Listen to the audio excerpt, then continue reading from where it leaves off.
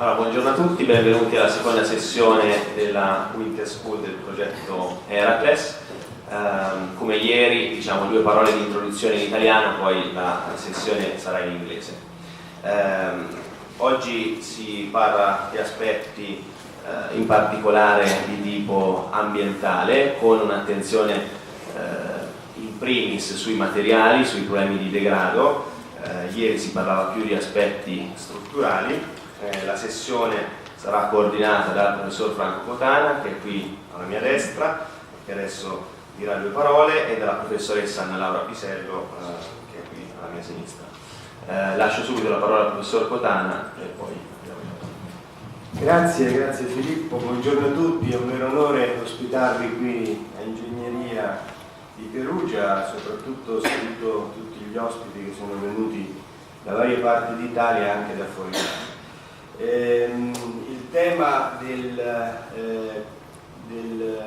conservazione dei beni culturali, ma più specificatamente degli edifici che sottoposti ai cambiamenti climatici soffrono di questi stress, è un tema attualissimo, come potete immaginare, stress dovuti a aumento di temperature, dovuti a umidità, dovuti a piogge insomma sempre più intense. Il nostro è un mondo che sta diciamo cambiando, è legato a un modello di sviluppo che, come potete immaginare, sul quale c'è un grosso dibattito, una grossa riflessione, un modello di economia lineare che negli ultimi 200 anni sicuramente e indubbiamente ha favorito lo sviluppo del nostro benessere, del progresso che viviamo tutti i giorni.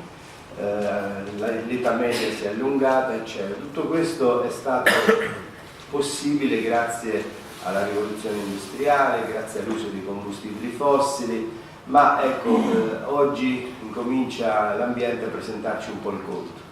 Il conto è legato all'aumento dell'effetto serra e, come sapete, in questi giorni Greta ne è una testimone temeraria, perché ha sollevato un movimento Friday for Future che sta a testimoniare appunto il problema della transizione energetica e del passaggio alle energie rinnovabili, in quanto i combustibili fossili, oggi siamo arrivati a 36 miliardi di tonnellate equivalenti di anidride carbonica emessi in atmosfera, sta provocando un innalzamento della temperatura media del pianeta che ormai è un po' sotto gli occhi di tutti. Quando la Terra non si riesce più a raffreddare adeguatamente, quindi questo equilibrio termico si sposta, nel senso che la coltre di anidride carbonica, che non è un inquinante, attenzione, non è che fa male alle persone, ma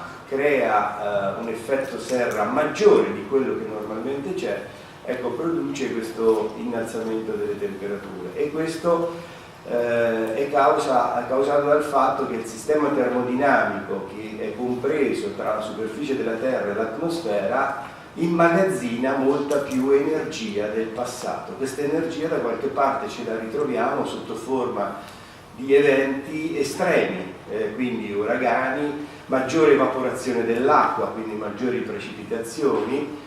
Tutto questo in un mondo che conta ormai più di 7 miliardi di persone, molto antropizzato, ma soprattutto che ha un patrimonio edilizio, storico, culturale, di cui il nostro paese, l'Italia, è forse tra i più ricchi, che deve essere tutelato e conservato per lasciarlo ai posteri. Ecco, quindi le problematiche sono molteplici e credo che approfondimenti e studi come quello che facciamo in questi 2 giorni sono importanti per non solo ormai consolidare una sensibilità verso questi argomenti che è patrimonio comune, ma anche di studiare tecnologie, materiali e soluzioni che formano il patrimonio dei prossimi, voi che siete prossimi progettisti, ingegneri e gestori dell'edilizia del futuro, ma anche della conservazione di questo patrimonio storico di cui l'Italia è ampiamente ricca.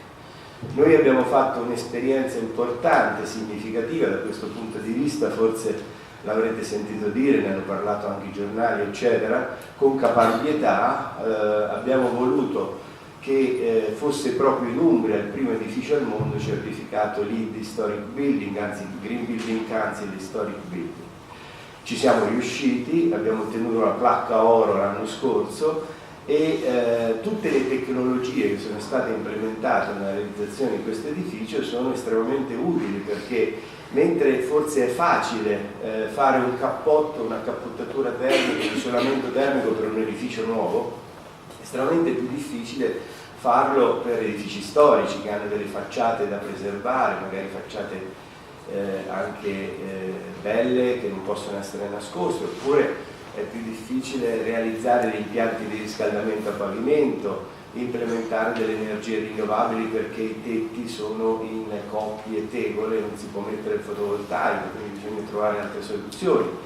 E quindi diciamo quello che è stato fatto è comunque interessante, magari ci saranno occasioni per fare delle visite come già sono state fatte da gruppi di architetti o di ICAR che sono venuti anche da Milano, di agronomi, perché abbiamo proprio realizzato il villaggio della sostenibilità dell'economia circolare con un edificio che è un edificio scuola, dove si possono vedere gli impianti, dove si può anche valutare quelle che sono state le soluzioni e che poi verrà ulteriormente aggiornato anche con la geotermia, con altre tecniche. Credo che questa sia la testimonianza di come sia possibile in un paese come il nostro, che è ricco di edifici storici e di opere d'arte, di monumenti, trovare quelle soluzioni attraverso anche un preliminare monitoraggio ovviamente delle condizioni di degrado e di quelle che sono le sue evoluzioni nel tempo a seguito di questi eventi anche di cambiamento climatico, che sono estremamente importanti, che dovranno sempre più costituire il bagaglio culturale dei progettisti e di voi che vi accingete insomma a approfondire queste tematiche. Quindi io vi ringrazio della vostra presenza. Chi di voi vorrà affrontare un altro appuntamento, lo ricordo magari in questo consesso, oltre all'inaugurazione dell'anno accademico che facciamo il 27 la prossima settimana, quindi il 27 marzo, avremo un altro appuntamento importante che è il 19° congresso del CIRIAF. Sono 19 anni che facciamo questo congresso proprio sulla tutela dell'ambiente e della salute umana dall'inquinamento ambientale. Stavolta è un evento importante perché verrà fatto nell'aula magna dell'Università di Perugia alla presenza di un premio Nobel, non un premio Nobel qualsiasi perché è un ingegnere, ma ha inventato i LED, le lampade LED, le luci a LED, insomma un'invenzione che ha cambiato il mondo della luce, che ha permesso di rendere più efficienti finalmente i sistemi di illuminazione anche a tutela delle opere d'arte, anche a tutela dei monumenti, perché finalmente non c'è più la lampadina di Edison che era una specie di stufetta che faceva un 10% di luce e il 90% di calore. Pensate ai musei, pensate agli impianti di condizionamento che eravamo costretti a installare per raffreddare proprio i musei. Non ci sono più le candele, per fortuna, che avevano per centinaia di anni imbrattato con i loro fumi e la loro fuliggine, le opere d'arte, e finalmente abbiamo una luce che possiamo gestire, modulare, plasmare, cambiare di colore, anche manifestando quelle che sono le sensazioni e i sentimenti rispetto ad eventi anche sociali. Quindi le lampade LED, che è stata una delle più grosse rivoluzioni degli ultimi 10 anni e che vedrà appunto il premio Nobel Sushi Nakamura ricevere il dottorato honoris causa in energia e sviluppo sostenibile il 12 aprile a partire dalle 9:30 in aula magna della nostra università. Grazie e buon lavoro. Io mi scuso ma non potrò attendere tutti i lavori perché abbiamo numerosi appuntamenti, numerose cose da organizzare, quindi sentirò alcune cose, poi dovrò lasciarvi. Grazie e buon lavoro, buona giornata. Grazie al professor Cotana. Mi piace sottolineare questo fatto della ricerca in ambito ingegneristico come ricerca multidisciplinare. La ricerca in ingegneria è una ricerca che deve coprire molto bene gli aspetti teorici, ma poi deve arrivare alla tecnologia, deve arrivare all'applicazione, deve essere utile per le persone, e in questo progetto avete un po' un assaggio di diversi aspetti della ricerca in campo ingegneristico, dall'ingegneria civile, l'ingegneria ambientale, fino anche all'ingegneria dell'informazione, in qualche modo con l'intervento che sarà tenuto dal collega del Fraunhofer. Passo adesso la parola alla professoressa Pisello del gruppo di ricerca del CIRIAF che partecipa a questo progetto.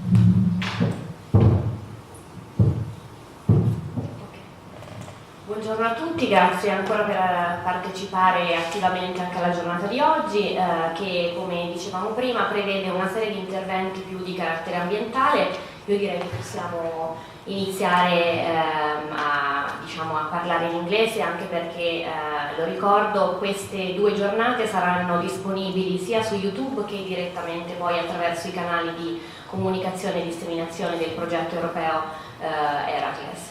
So, good morning everybody, thanks for coming and for participating to this event. As previously mentioned, session number 2, which is the one we are hosting here today, is going to host several participants coming from Italian universities, from European research centers, and of course from several colleagues from University of Perugia, who is one of the partners of the European project Heracles.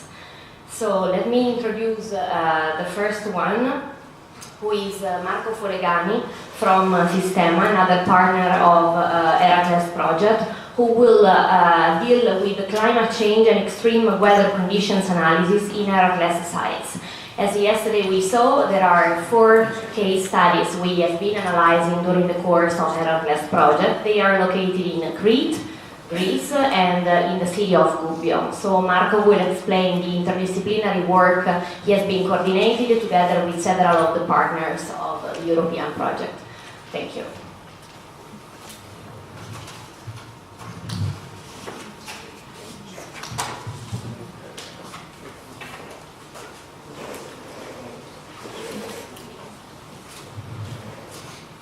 Good morning to everybody.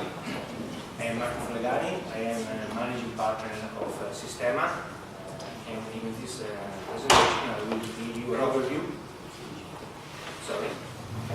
Will give you an overview about the role of Sistema in Heracles, about the thematic domain, that is climate change and extreme weather condition analysis for Heracles sites, the technological domain, about the technological problem in data collection, data analysis, the relevant collected data, and the climate data exploitation platform we used in this project, the processing results and discussion, and the conclusion.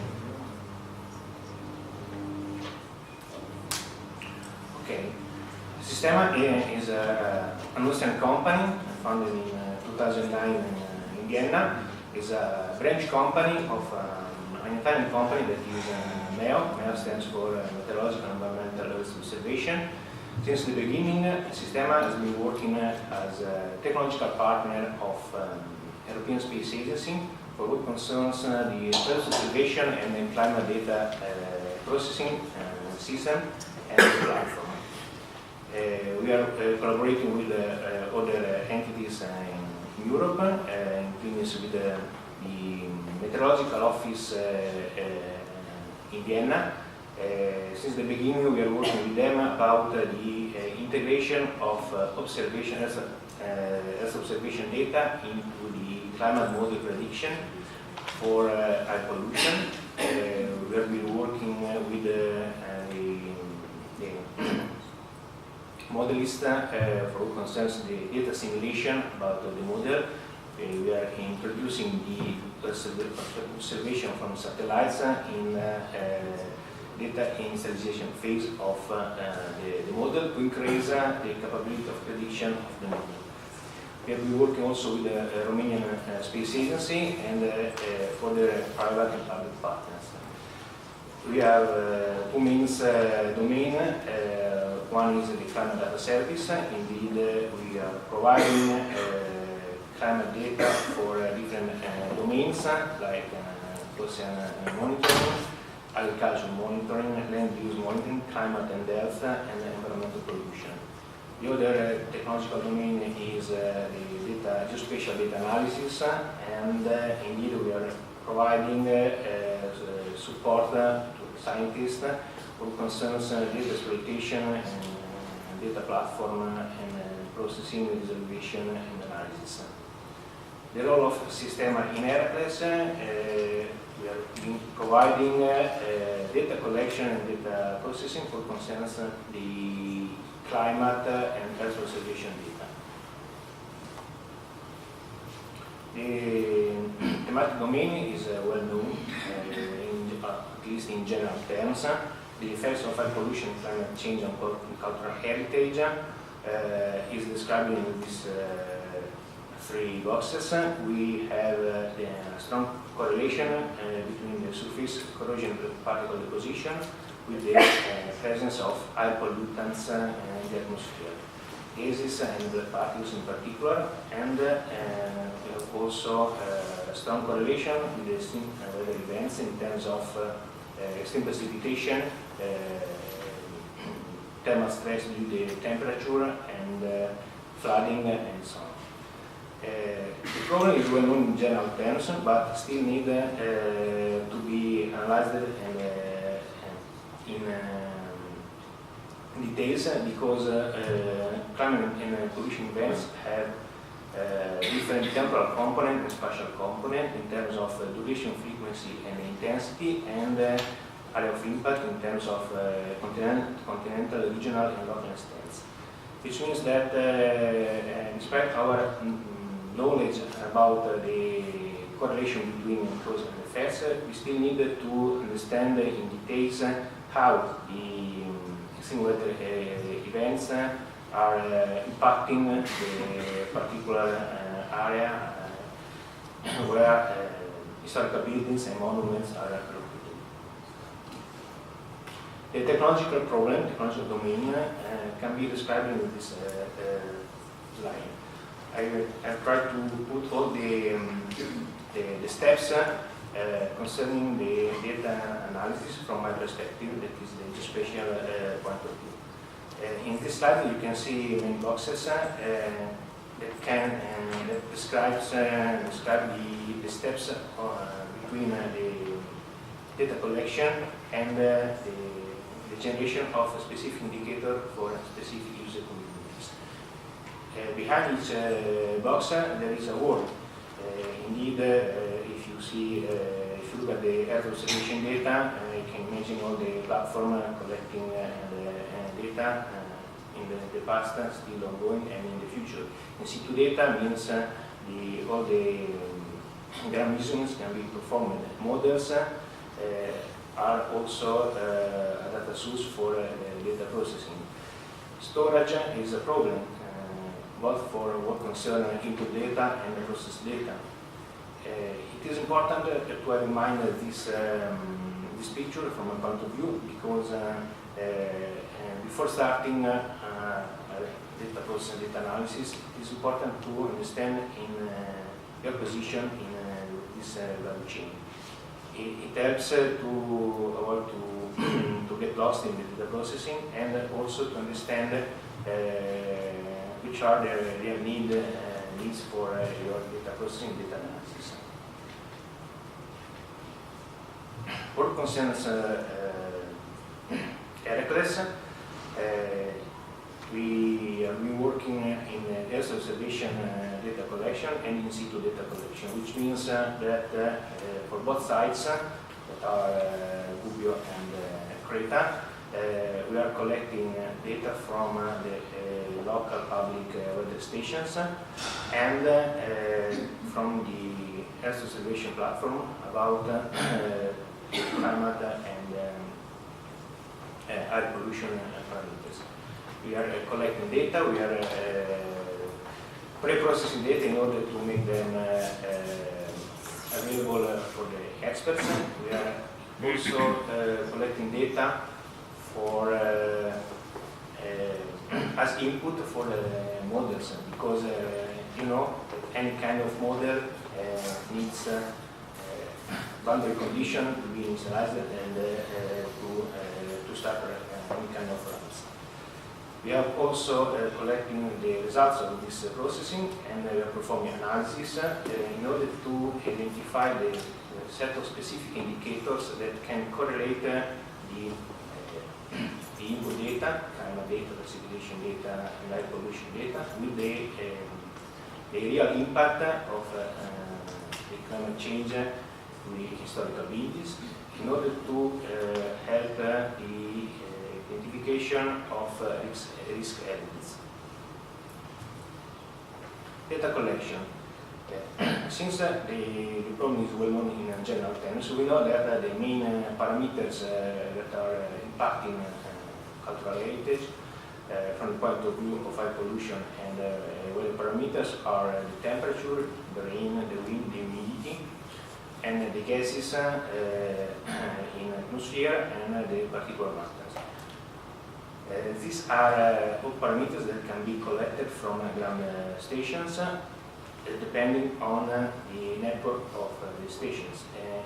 Indeed, we in Heracles, we are collecting temperature, rain, wind, humidity because there are no other kind of sensors for what concerns air pollutions.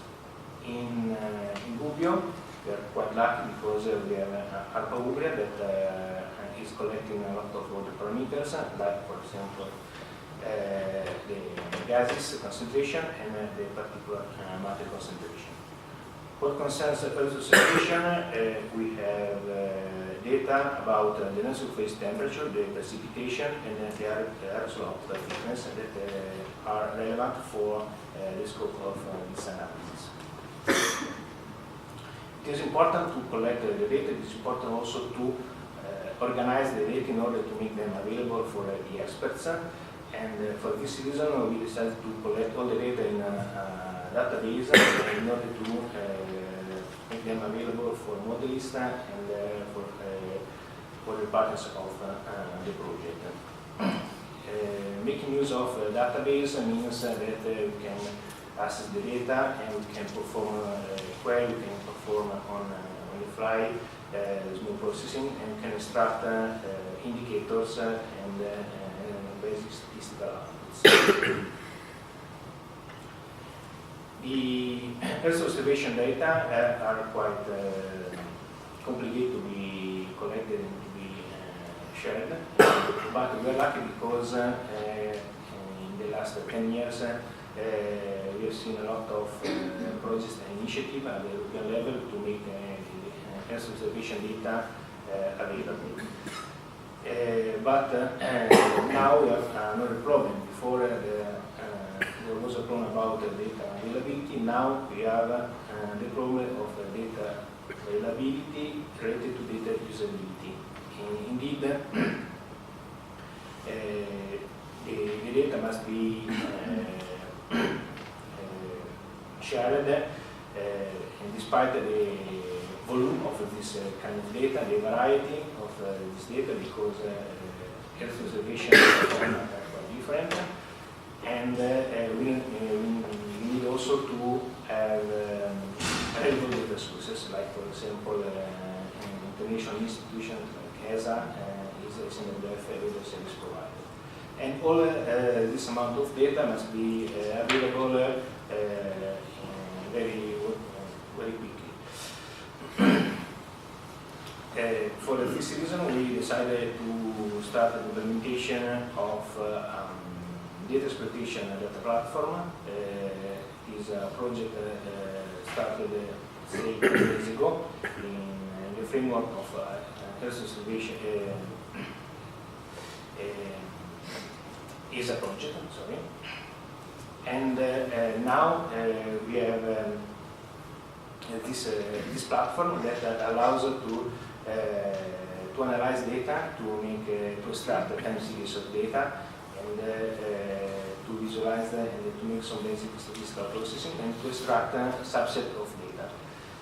This is important because if you consider that the data analysis and data processing effort is for about 70% spent in data preparation, data mining, leaving just the 30% of resources for the data analysis from the point of view of the expert.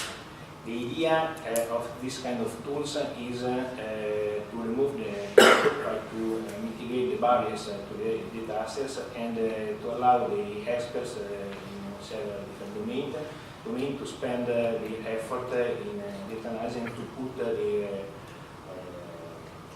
intelligent in data analysis, not in the preparation of the data.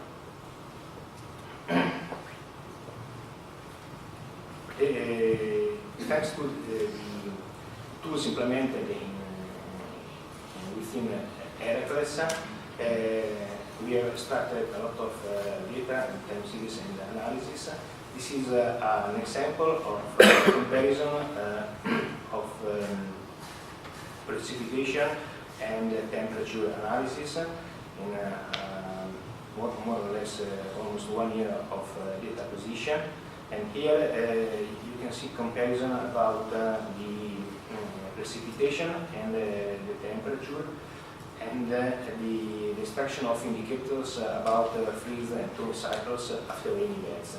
Why it is important the comparison of different parameters? Because if you have temperature variation, maybe it is relevant, maybe not. It depends of the combination of this variation with other parameters. In this case, it is important to associate the temperature variation with the precipitation in order to understand and to extract indicators about the impact of the combination of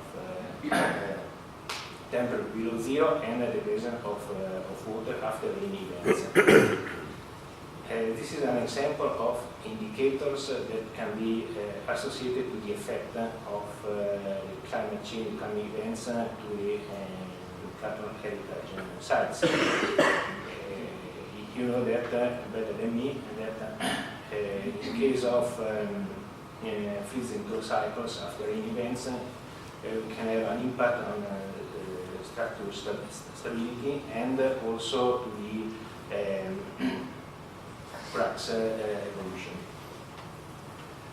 This is an example of longer term time series about the presence of aerosol in the atmosphere.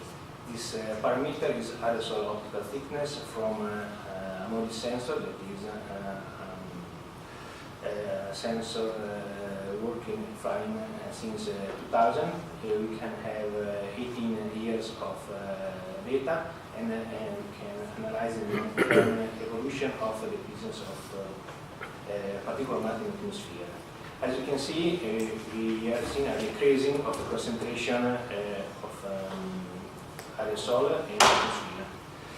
But this information must be compared with the local sensor because we need to calibrate the information we can collect from Earth observation sensor with the local measurements.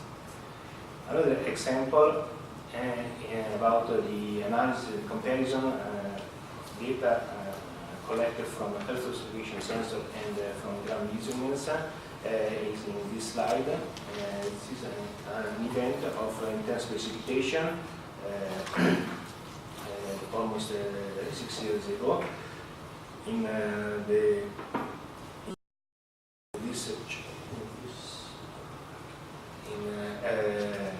in orange we have the precipitation measured from satellite sensor. You can see the event, and the same event has been measured from the local stations in Perugia. This is important to see a correlation between the two ways of observation, because we need to extract indicators about the event. This kind of analysis is relevant to extract the number of events during the time, because the impact on the cultural heritage has a long-term dynamic, which means that we need to understand how many times during the year we have extreme events, and to correlate this kind of indicators with the effect in terms of, for example, structural stability. So, in conclusion, time matters, duration, frequency, intensity of weather events, and air pollution expositions don't correlate with the impact on cultural heritage sites. Which means that, for example, in case of precipitation, we need to understand, to analyze the data with respect to the evolution of the event. If we have data about precipitation on the basis of daily acquisition, it is not enough to understand the relevance of the event. We need to have information sub-daily in terms of precipitation hour by hour, because if you look at the total amount of precipitation day by day, maybe you cannot understand if you have extreme events, for example, in an hour or 2 hours. Technology matters, which means that the data collection, data analysis may take a lot of time and the resources in terms of computational resources and data preparation. It means that it is important to see if there are tools and services that already provide you data, pre-processed data. And clear scope matters, because it is important to have in mind the scope of the analysis and the starting point and the ending point. This is to avoid the loss in the data analysis, and it is important also to have in mind the position, the starting position of your procedure analysis. Climate impact data matters, which means that you can collect all climate and weather condition parameters, information and data, but if you don't have any kind of reference data to be compared with, it is completely useless. So it is important to collect impact data in terms of effects of climate events, and in order to have a long-time series of data to compare with the climate data, in order to extract relevant indicators that are able to describe the effect and to estimate the evolution of these climate changes. Okay, thank you for your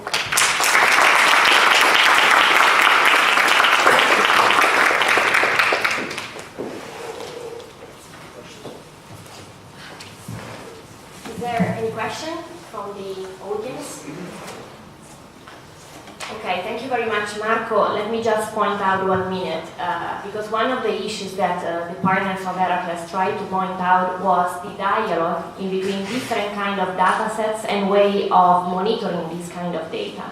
As you may see in Marco's conclusions, I just want to, to highlight, because the very big effort is not only data collection, is to give the possibility to make this data being interoperative with each other, and most of all to be ready for being exploited at the final user level, as the coordinator of this project yesterday, Dr. Padeletti, was highlighting. We have the municipality of Gubbio and the Eforate of Crete, our superintendenza, let us say, that are ready for, let's say, make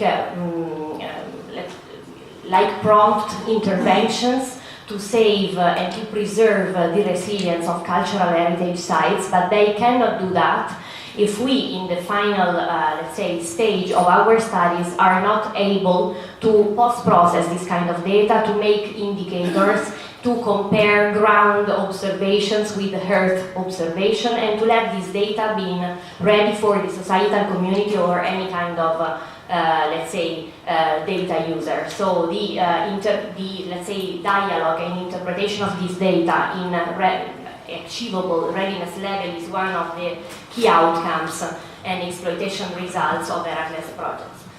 So let us introduce the next speaker, who is our colleague Nicola Cavalagli from Dipartimento di Ingegneria Civile ed Ambientale and University of Perugia.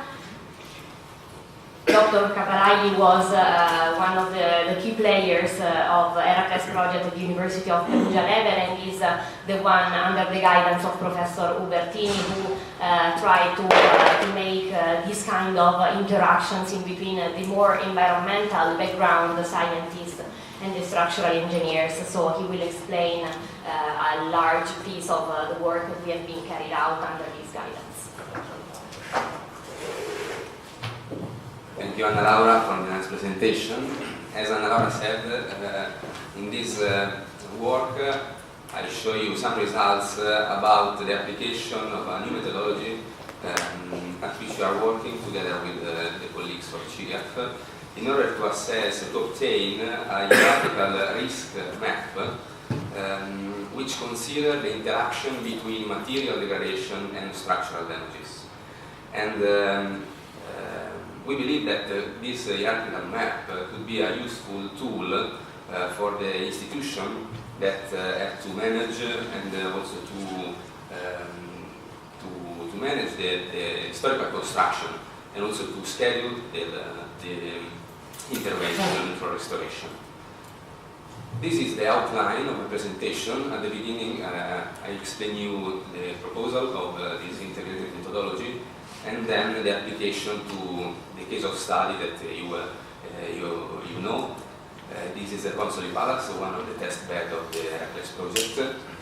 And then I show you some results about the activities regarding the monitoring activities, numerical modeling, damage and material degradation surveys on site, and to arrive to obtain at the end this risk map of the palace, of the main facade of the palace. This block diagram synthesized our proposal. At the beginning, obviously, when we are dealing with historical construction, the fundamental base approach is to recover all the knowledge, that historical knowledge that are available at this time regarding this construction. So the research of archives, document, historical reconstruction, changes of use, and so on. So to have much as possible the knowledge of the construction. In this phase, we believe that is important also to perform, to carry out a detailed geometrical survey, architectural survey that could be useful for the following analysis. The following analysis are divided into two different paths. In this stage, we can consider that to go on separately, both by the structural point of view and by the material analysis point of view. The analysis starting from the visual inspection, so we can carry out a damage survey of the monument and a damage degradation material survey of the monument through the mapping of the different degradation that we can observe. And the other activities that are mainly monitoring activities, both structural and also environmental, but also numerical modeling, both structural and also environmental, are important to obtain two different maps. We are in this, we arrive separately in this state, damage classification and degradation classification, that refers to two different maps that are not combined yet. In this moment, we, by using monitoring data and also numerical modeling simulations,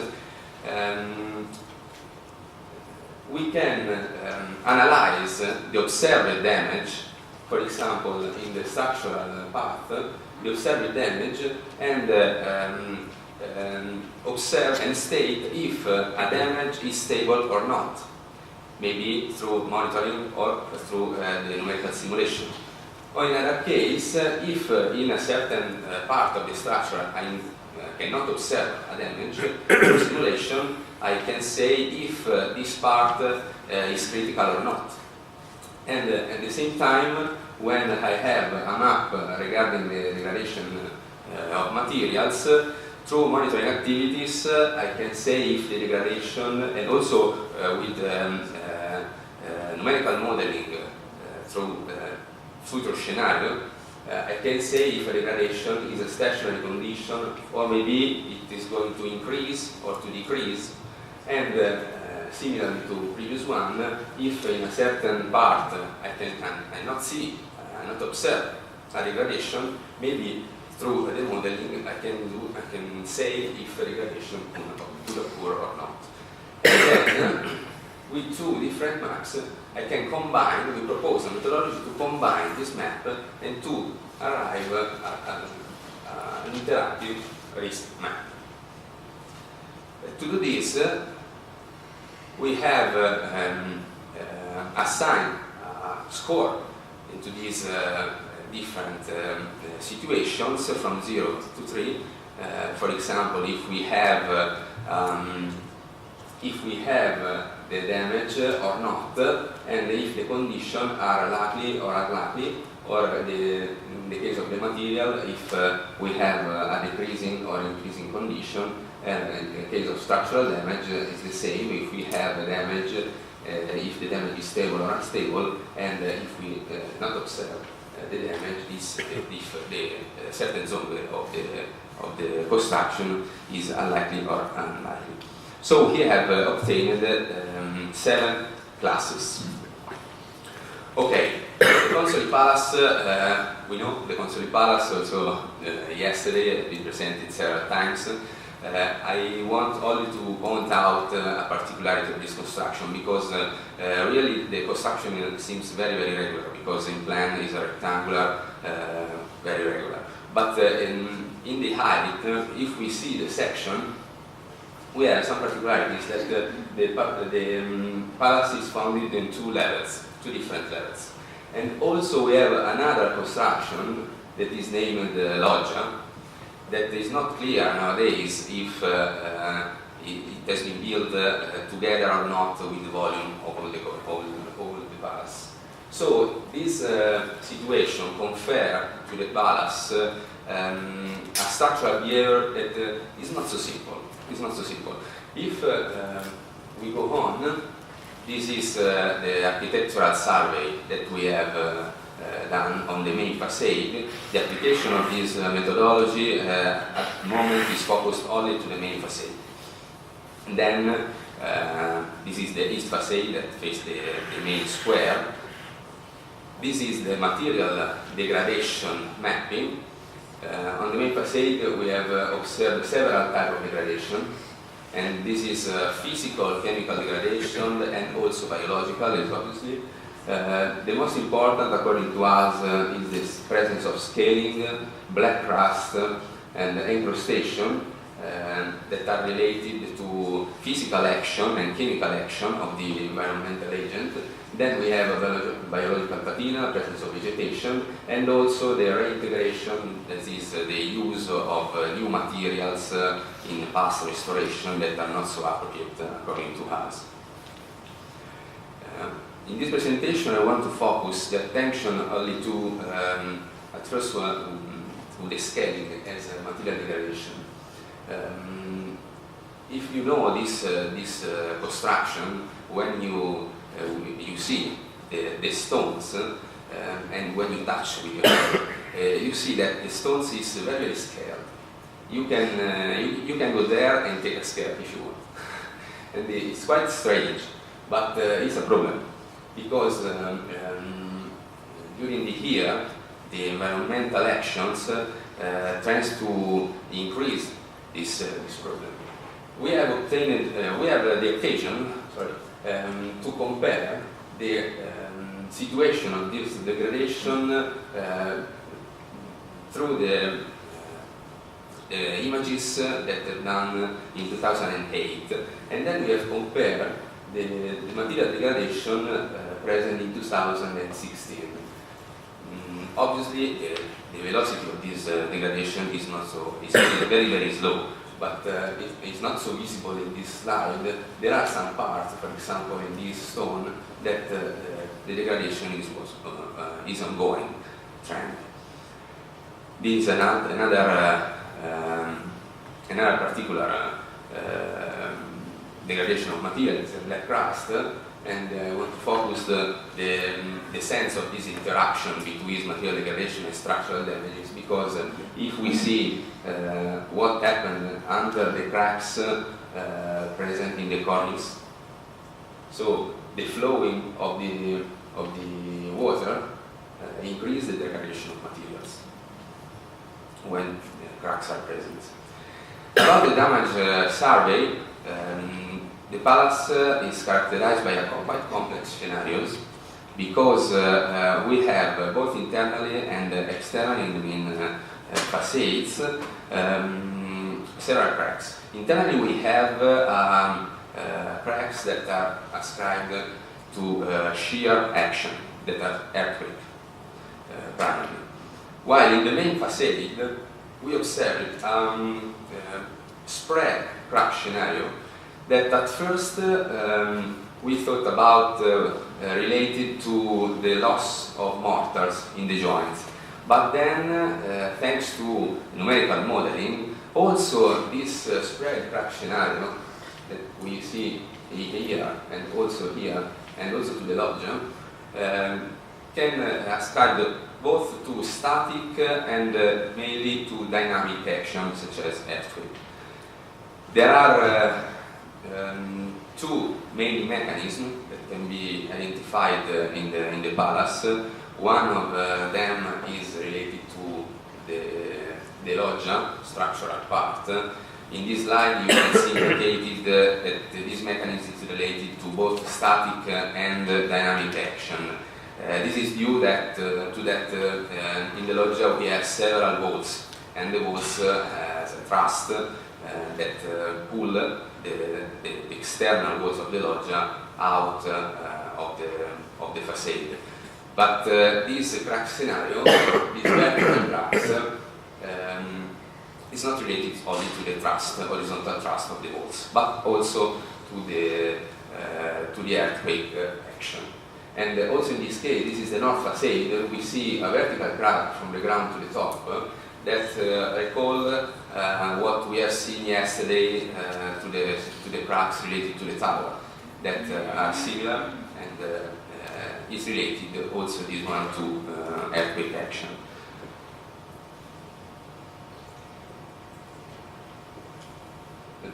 Regarding the microclimate analysis, also an energy model has been built to do several things that we see also in other presentation. But in this case, we have used this model to simulate future scenarios and to analyze the trend of the surface temperature, external surface temperature, and to correlate this information with the ongoing material degradation.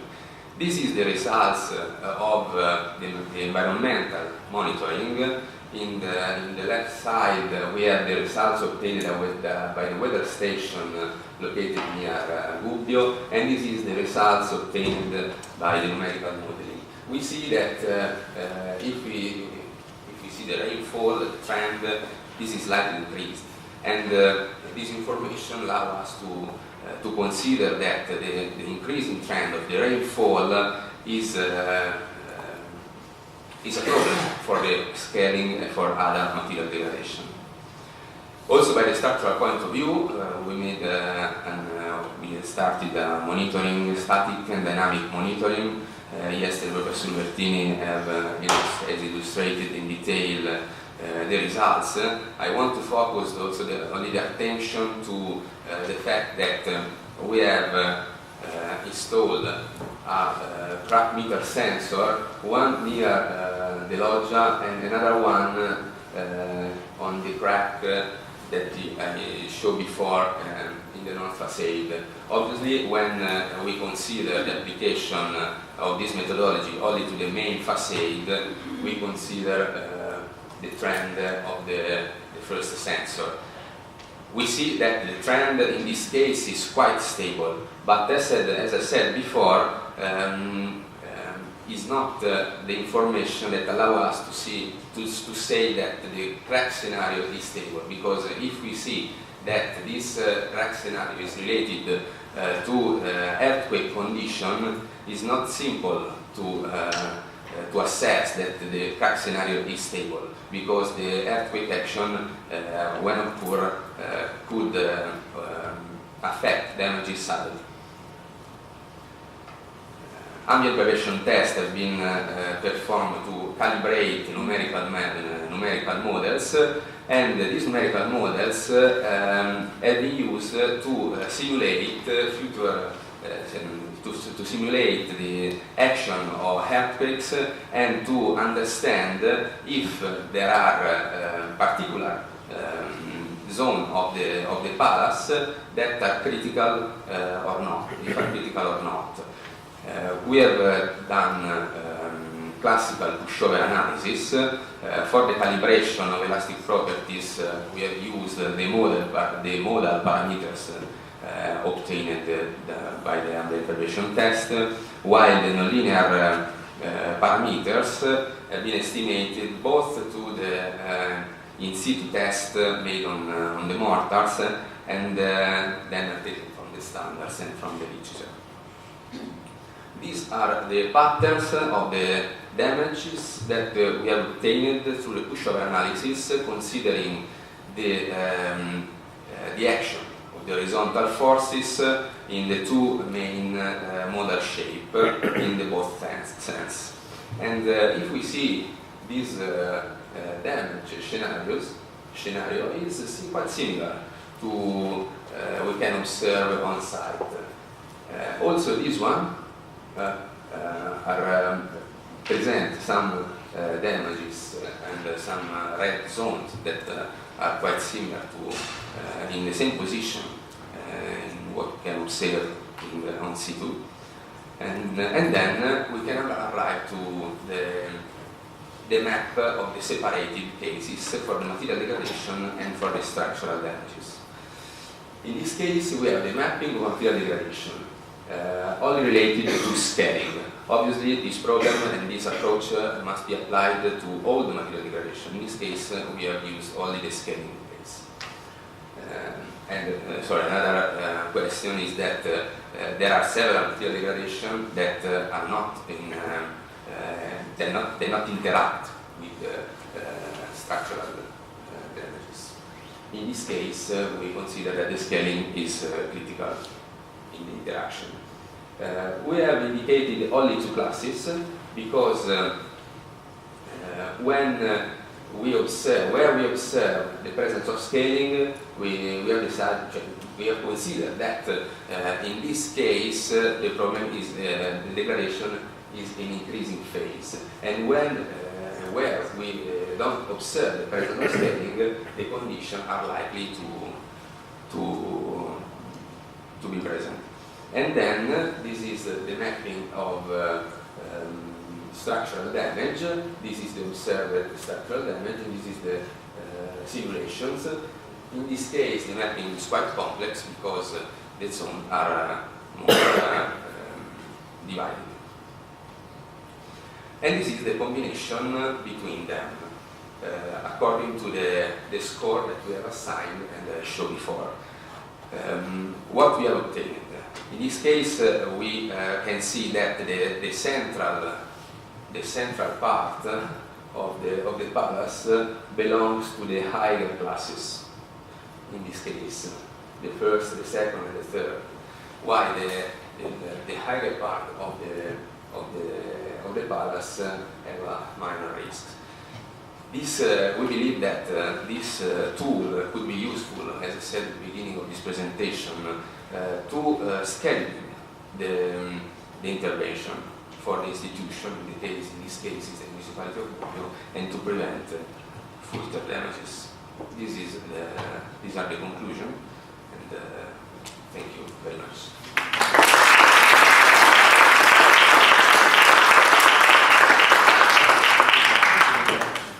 Are there any questions?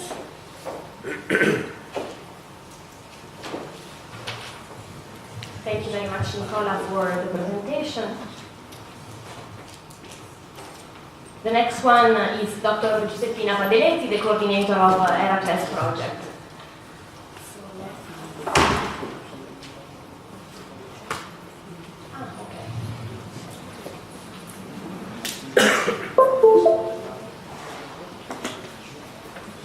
So as we saw yesterday, the coordinator of the project already explained the general overview of the project itself, while today she will explain some more details about the work that CNR has been carrying out thanks to these activities. Thank you, Anna Laura. So, today I will show you part of the work that we have done, of course together with other partners on the Heracles project, also on the materials. As the title is indicating, we started from the study of the old materials and the problems that they present to envisage a new solution to be used in the future.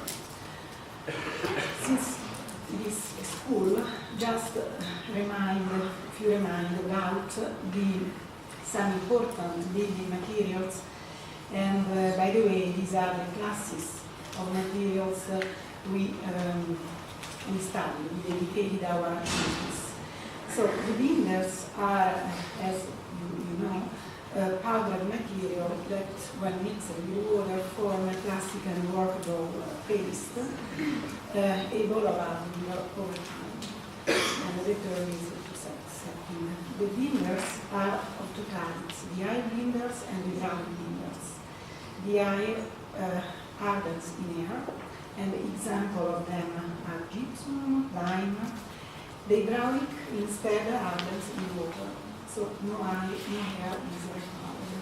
And to this category belongs hydraulic lime and cement. So the binders mixed with water form pastes as stuccos and decorations, but the air binders mixed with water and sand are used to produce plaster and mortars, and we particularly are dedicated to mortars. The hydraulic binders instead, mixed with the coarser aggregates, are used for the production of concrete, and in presence of iron bar, we have the reinforced concrete. As I said yesterday, with the Gnostos Palace, we have the real unique opportunity to study a very old asset building, but in which concrete, reinforced concrete was used. So the lime is the main product that was used in the ancient time, and in fact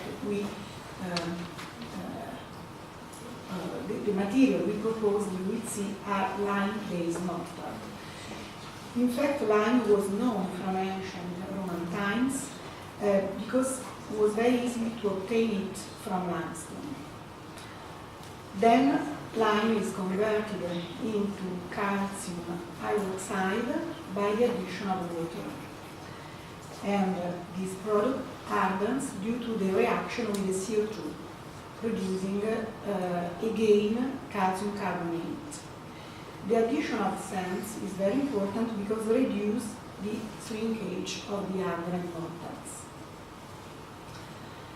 Again, around ancient building materials, a step very important was represented by the addition of amorphous siliceous material like pozzolana and cocciopesco. The pozzolana is a natural silicon aluminous material that were derived from volcanic sand. In fact, an extensive use was done in the past in the area in Campania. And the addition of the pozzolan is very important because it allows to improve the speed of hardening of lime mortars, even in absence of the CO2. And so turning the lime into a hydraulic leader. To that was corresponding an improvement of the mechanical properties and the rain resistance. So we can consider this as the first segment. The mortar degradation is very important and is affecting many monuments. Here there is a summary of the first mechanism of degradation. The first cycle, due to the expansion of the water due to the formation of ice. The interaction of the water can produce leaching. The creation of salt crystallization produces deflorations. And then we have seen the effect of the atmospheric pollutants. So, when there is a masonry deterioration, there is, let me say, it is a sort of philosophical approach that we have to consider, because first of all, we have to we, or the people in charge of that, have to decide if intervene or not. If the intervention is decided, then still there are other decisions to take: consolidation, if applicable, stone replacement, or plastic repair. That is declined in a different way. Also, the compatibility is a very important aspect to take into account. Is complex also to define the compatibility. In general approach, we can say that is the contrary of the incompatibility. That is probably more easy to define. And for sure, a compatible restoration, mortar or consolidant does not induce a chemical alteration to the historical materials, does not initiate or intensify the phenomena of deterioration that are already taking place, and have to ensure an homogeneous hydric and mechanical behavior of the masonry in its complex. So, our activity was limited to the plastic repair, and in particular of the plastic repair to the mortar to be used in restoration and to lime mortar. We concentrate our attention in Crete to the Knossos Palace and in Gubbio to both the test beds, even if the town walls, for what concerns the degradation state, present more severe problems. Starting from Knossos Palace, the first palace, as you know, was built around 2,000 years before Christ, then was destroyed by a fire, and a new one was erected in its place. And the principal material used there were gypsum, the mineral gypsum. You can see a crystal on the left, translucent, and limestone. And but in the beginning of the 20th century, Sir Arthur Evans started the excavation of the palace, and he realized the reconstruction in the 1925 with a really wide use of reinforced concrete, putting also the reinforced concrete together with the gypsum. You will see that now. Then after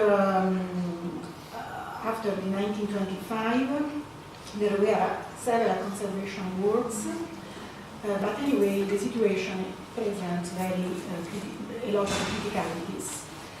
You can see on the right side a secondary gypsum that is no more translucent.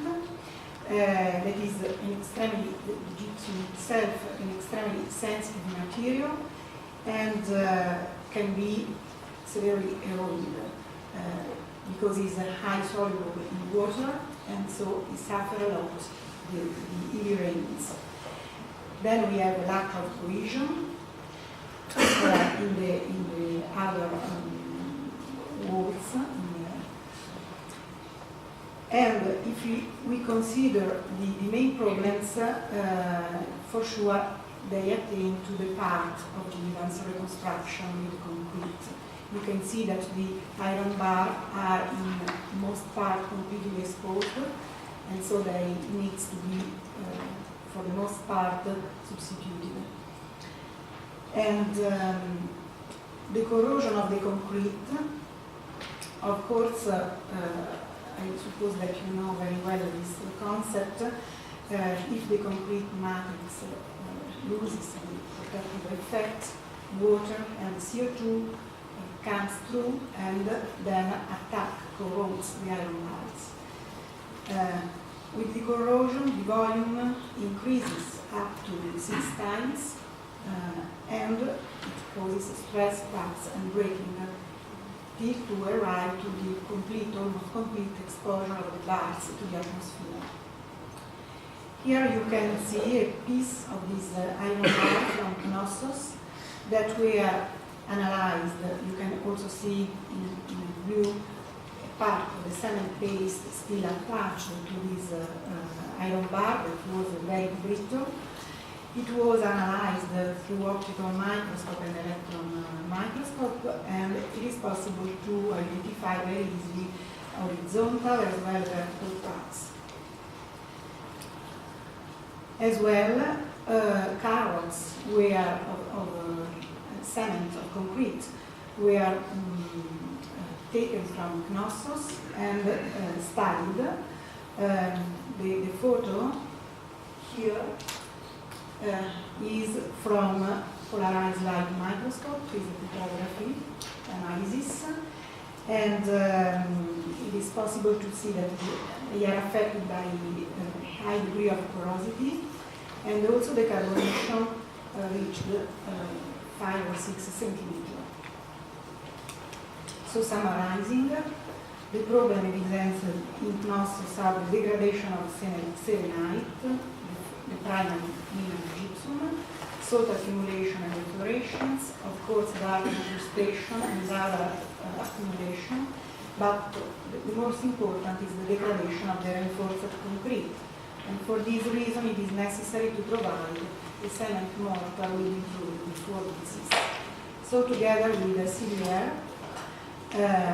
of course you know that before to use concrete for restoration, we have also to take care of the iron bar.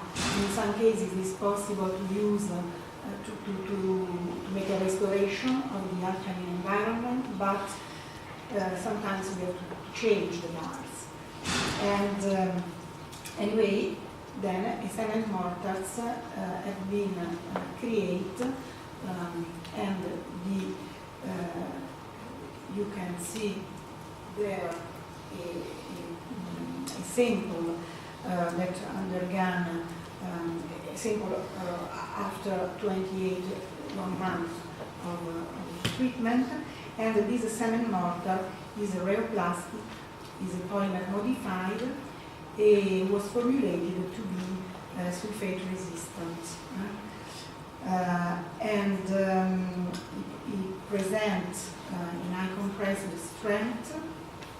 I don't know if you can read some technical parameter, and the compressive, and of course it presents a reduced permeability to CO2. That is very important to probably not to avoid, but to limit a lot the possibility of corrosion. The compressive strength after the 28 days is 40 Pascal. That is considered as a good value and required parameters. So for what concerns the Greek site, this is the material developed for Knossos. For what concerns Gubbio, you know that the limestone and the calcareous stone are the main materials used. And several restorations were done, particularly after the earthquakes of the 80s year. And during this restoration, the facade were completely cleaned, were white, but then we can also say that the black patina appeared even probably faster than in the past. So, as you have seen, and that it was shown also by Nicola. In these 4 images related to the town wall, you can really observe how climate changes and the pollution act together in increase the damage of the structure. And you can see that the wall in many parts are not presenting the external part, and so the protection is lacking, allowing that the internal part will be even more degraded for the effect of the acid rains and the position of pollutants. So here, to develop new mortar is absolutely important, also because the mechanical tests that were performed on the original, on the mortar that are present on the wall, the mechanical property was very, very bad. So the degradation present can be classified in localized collapses. There are gaps at the top of the wall, and this is a very critical point because the rain is falling directly on the wall. There are problems on the joints, and in general there is a poor mechanical performance, as already said. So in this case, together with CDR, we started with natural binders modified with the addition of nanometric particles with a high pozzolanic activity. Do you remember the pozzolanic discussion we did before at the beginning of the presentation? And to increase the durability. So for the town walls, 4 different types of mortars were developed. In the table, the gray line labeled with E is related to a mortar developed for the Palazzo dei Consoli, that is for repointing. Instead, for the town wall, developed a bedding mortar, a mortar for consolidation of masonry by injection, mortar for the top of the wall, a mortar for repointing. The compressive strength is varying. The last one is D for the consolidation by injection, but probably it is due to a higher presence of water, guaranteeing a fluidity that is also necessary for the mortar to be used by injection.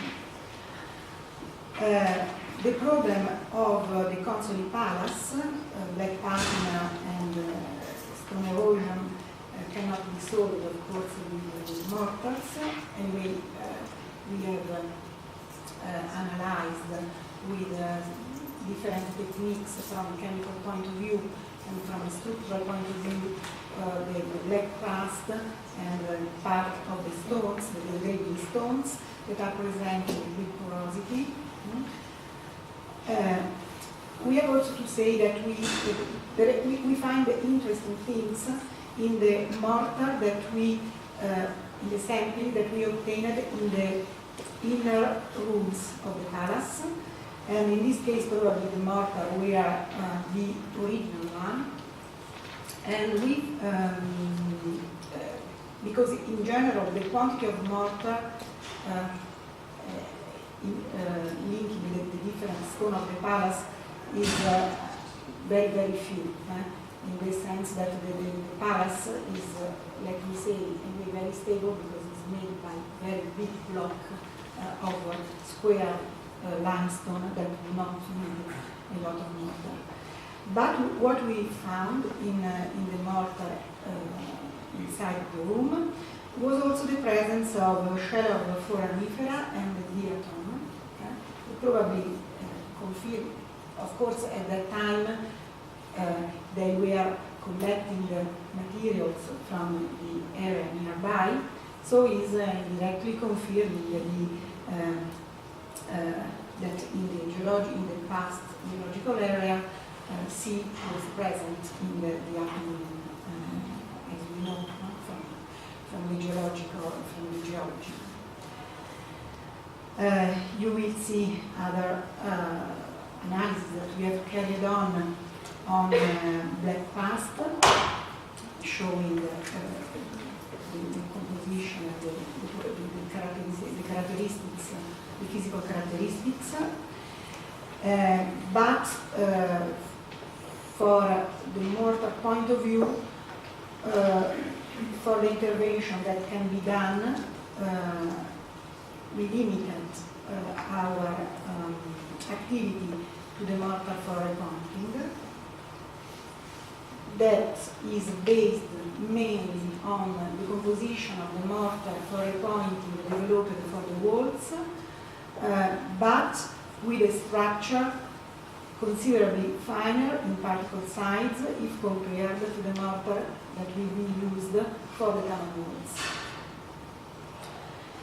And this particular mortar is the mortar E indicated. So I thank you, and I would like to acknowledge all the staff and all the Heracles Consortium, because as already repeated several times, it was really a multidisciplinary work. Thank you.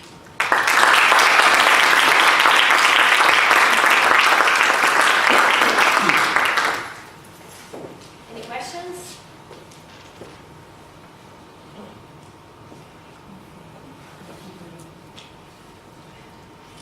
Thank you very much, Dr. Pagletti. We decided to make a small change in the program. Now we have the presentation given by Dr. Federica Rosso. Federica Rosso is a colleague from Università di Roma La Sapienza, and she has been collaborating also together with the Sirius group at the University of Perugia for the several activities related to material analysis at in the Work Package 4 of Heracles project. So she will give an overview of new and ancient materials for installed building restorations.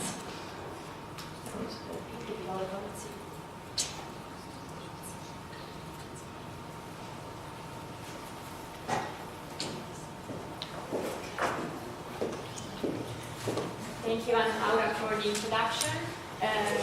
As already anticipated, today we present some results of studies that we conducted in the past years with Cilia, Professor Anna Laura Pisello, and with Professor Masud Gandeari from Tandon School of Engineering of the New York University. And in particular, we will talk about both innovative materials for cultural heritage resilience to climate change, but also the monitoring and the contribution of traditional materials toward climate change, considering also their durability. So the climate issues that we are going to consider are the warming climate, the humanitarian phenomenon, the increase of extreme events, especially in terms of rainfall events, and the increase of emissions due to pollutants released into the atmosphere. And in particular, we will study, analyze, consider the effect of such issues, such challenges, on two types of cultural heritage. So the first one is the effect and possible contribution of innovative materials toward the resilience of historical city centers. And the second one is concerns the durability of marble facades to degradation. I will very briefly recall this data, which I think you all know, and just point out the contribution of the construction sector and its potential towards the total energy consumption reductions, because the construction sector accounts for the 30% of total energy consumption, and in particular almost the 70% of the energy employed in buildings is employed towards heating or cooling. So the thermal conditions inside buildings and the built environment are fundamental topics to address if we want to diminish our energy consumptions. So the vast majority of the strategies which are analyzed in the past years and currently require modifications of the external or internal envelope of buildings, but this is not always possible, especially on protected buildings. And in particular, we are considering the application of cool materials, which are materials with very high solar reflectance, and so they usually exploit the high reflectance in the visible part of the solar spectrum. So they are always very light in color, as the two samples that I show in this slide. And this is not always possible to apply these materials in historical city centers and in protected buildings, because as you can see from the photos, the colors of these building stock, the important building stock, does not very well align with the light color of cool materials. So the purpose of this first part of the work I'm presenting was to employ cool materials towards energy efficiency in historical districts without altering their aspects. And then we wanted to be able to choose the right color to color match the historic building we were considering. In particular, we developed in-lab cool-colored mortar clusters for historical external envelope application. And depending on the type of building we are considering, because we have a very various historic building stock, so this building stock comprise very different structural and construction technologies. So depending on the construction technologies that the building stock has, we will choose a different binder. So here I'm exploiting the previous presentation by Dr. Padeletti about the mortars and all the issues related to the compatibility of the mortar with the historic building we are considering. And this kind of mortar can be composed by cement or lime, fine aggregates and water, and then we are adding two traditional colored pigments to match the color of the historic building. We are adding infrared reflecting pigments, which are exploiting higher reflectance in the near infrared part of the solar spectrum. And then, just for comparison purposes, we employed white pigments to match the color, so we had a cool colored pigment and a same color but non-cool colored pigment, just for comparison purposes. So two materials of the same color but with different characteristics and different effects on the building. These are some of the samples that we prepared, different colors, so red, white, gray, and blue. For each sample, we prepared a traditional one and a cool colored one. And this is the effect of the addition of infrared reflecting pigments on the optic characteristics of the mortars. So this is solar reflectance. On the x-axis, you see the wavelength, and on the y-axis, the percentage value of the solar reflectance.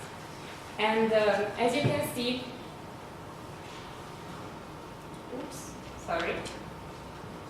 as you can see in the top left, for example, you see the red mortar, and the continuous line is the traditional mortar, while the dotted line is the pool mortar, same color, but different characteristics, which is higher reflectance, especially in the second part of the graph, which corresponds to the near-infrared reflectance. And the same happens for all the other considered colors, so grey mortar, white mortar, and blue mortar. And this translates into lower surface temperatures, external surface temperatures, of the building where this envelope is applied, envelope finishing material is applied. So up to minus 9 Celsius degree of external surface temperature. So we can conclude for this first part of the presentation, that these cool-colored mortar were able to improve optic characteristics, especially the part of the near-infrared reflectance, with respect to same color traditional materials. And they were able to maintain lower external surface temperature, and we also conducted, but for sake of brevity I'm not presenting all the methods that we employed, in terms also of energy performance, we conducted dynamic yearly simulation, and we were able to assess that such cool materials applied as external envelope were able to save up to almost 4% of energy for cooling on historical buildings. And then we noticed that there is a dependence also on the wall stratigraphy. So the effectiveness of these materials depends on the structure of the wall. And then we investigated also which is the effect of these materials applied as external envelope on the outdoors of the historical city center, so the effect on thermal comfort. And indeed, in the Mediterranean area, a huge part of social life, as we all know, takes place in the outdoors. And then there is the need for tailored solutions for historical canyons in the case where common retrofit mitigation solutions cannot be applied. And this is particularly for heritage preservation. So, and in Europe we have a huge building stock which is protected, so it has to be retrofitted or considered with particular attention. So our purpose in this case was to bridge the gap between the analysis of urban microclimate and tailored strategies to improve outdoor thermal comfort in historical urban canyons. And then we considered the same materials that we analyzed in the previous slides, and we evaluated the impact of these materials when they are applied as canyon surfaces, in this case both horizontal and vertical, in terms of pedestrian outdoor thermal comfort. For this research, we in lab characterized the new materials, and we performed in situ continuous monitoring in Via delle Carrozze in Rome. We performed a numerical analysis of the effect generated by the application of such materials in the historical urban canyon by using MVMET, and we finally evaluate the impact of the proposed reflective materials in terms of pedestrian outdoor thermal comfort. This is the experimental setup for the in-situ continuous monitoring. You can see the urban canyon and the case study that we will see better in the next slides. We considered as an indicator of thermal comfort the MOCI, which is the Mediterranean Outdoor Comfort Index, which was specifically tailored to match the Mediterranean population comfort conditions. And this is the case study street, which goes from Piazza di Spagna to Via del Corso, so a very central street in the city center of Rome. Indeed, it was very interesting to stay there all the day to do the monitoring campaign. And so it is characterized as the reference case by St. Petrine paving, which is a grey basalt stone, and light stone and reddish mortar, traditional mortar, on the vertical envelope. And we considered the cases and different combinations related to the application of such cool innovative materials both on the vertical envelope and on the horizontal envelope, by also adding the hypothesis of the application of marble materials, so cool natural materials, which is not optimized in the infrared but in the visible part of the solar spectrum. And these are the results. So this graph shows on the y-axis the time of the day, so it's 24 hours, and on the x-axis we have the width of the canyon. And we are able to say, you see the two best cases are case 3 and case 4, where we have the non-cool mortar on the vertical envelope and the cool material on the horizontal envelope, so on the street.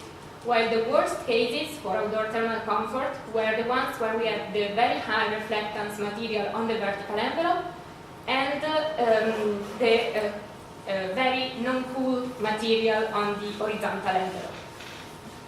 And we can conclude that this effect was due mainly to the sky view factor of the paving and of the vertical envelope. And in the case of the vertical envelope, since the urban canyon is so narrow, we have multiple reflections, and actually the thermal comfort of pedestrians is not increased but worsened by the application of such materials, which still has a positive effect on the energy consumption of the buildings where they are flagged.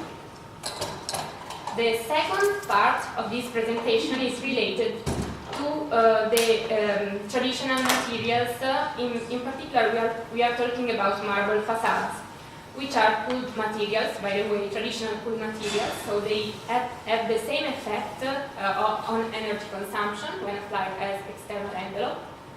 And they have issues, as already presented again by Dr. Padeletti, and when they are in contact with pollutants from the atmosphere.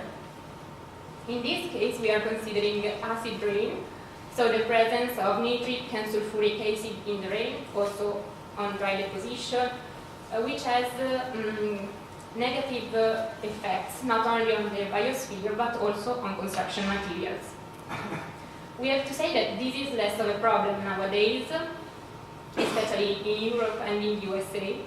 The peak of the negative effect of acid rain was in the 80s and in the 90s, especially in Europe and in the USA. And then we had, it was really a problem. So also the government decided to cut the emissions and the situation improved a little bit. But in countries which are developing very quickly, and such for example India and China, the problem is still very current. So for example, it's a few months ago there were articles everywhere about the degradation of Taj Mahal due to acid rain especially. But also in the United States, rain is still acidic. In this map you can see the red parts of the map indicates places where rain is very low, so very acidic. Especially concentrated, as you can see, in the more industrialized area, more built up areas.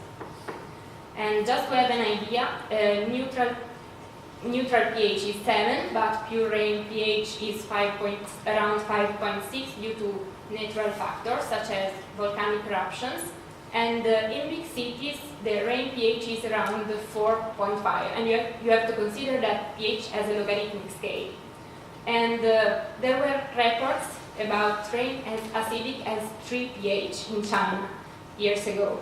And you can see that 3 pH is more acidic than coffee and than tomato juice. So you can imagine the effects of these rains on the environment. With respect of calcite, of stone materials, but also other kind of materials, the negative effect of acid rain is due to the fact that the presence of calcites is the cause. Mixed with acid rain will dissolve, calcite will dissolve with the most form of acids. And below you see an example of a statue in Central Park, and the photo on the right was in the 80s, 90s. So we wanted to investigate how does acid rain impact marble materials when they are applied as external building envelope in big cities. And in this case, we are not considering structural properties and structural degradation, but aesthetic degradation, and especially the modification of optic characteristics. So we performed an accelerated weathering test by means of soaking, and these are the results, and these are the analyses by means of the optical microscope. And you can clearly see the difference between the non-exposed part and the exposed part of the samples to the acid rays. In terms of color coordinates, so the appearance, we employed the LAD color space, and we were able to see that, and also by means of statistical analysis, that the lightness significantly decreased by means of the degradation from acid ray, while we consider two marble, Bianco Carrara and Statuario, which are almost identical in terms of appearance, but behave differently in terms of degradation. So Bianco Carrara turns on the greener side in terms of color appearance, while Statuario marble turns reddish, more reddish with the degradation. And we also assessed whether this color perception, whether this change in color was perceived by us, by our eyes. And actually it was, especially the Bianco Carrara was impacted and visible. It was visible, this degradation in terms of color difference, while Statuario marble was more resistant to degradation. And then we considered solar reflectance in all the studies that we performed as an indicator of the coolness of a material and as a fundamental contributor to the reduction of energy consumption. Thus, we wanted also to ask whether this change in optic characteristics was able to modify the energy consumption of the building where we have this marble envelope impacted by acid rain. And actually, we were able to assess a change in energy consumption up to 3%, always by performing dynamic yearly simulations. And even in this case, we saw that the two marbles behave a little differently, and we also acknowledged the impact of the surface finishing of such materials. So whether a marble was polished or non-polished, its behavior to the degradation and thus its coolness in terms of energy performance was slightly different. So thank you very much for your attention. I just briefly recalled a lot of these studies. If you want more details, feel free to ask questions or to write to me to my email address. Thank you for your attention.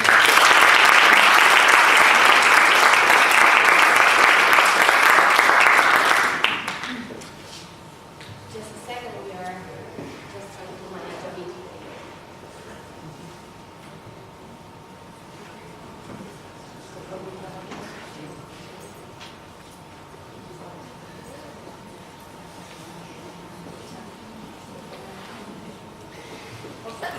Thank you very much, Federica. Is there any questions about this?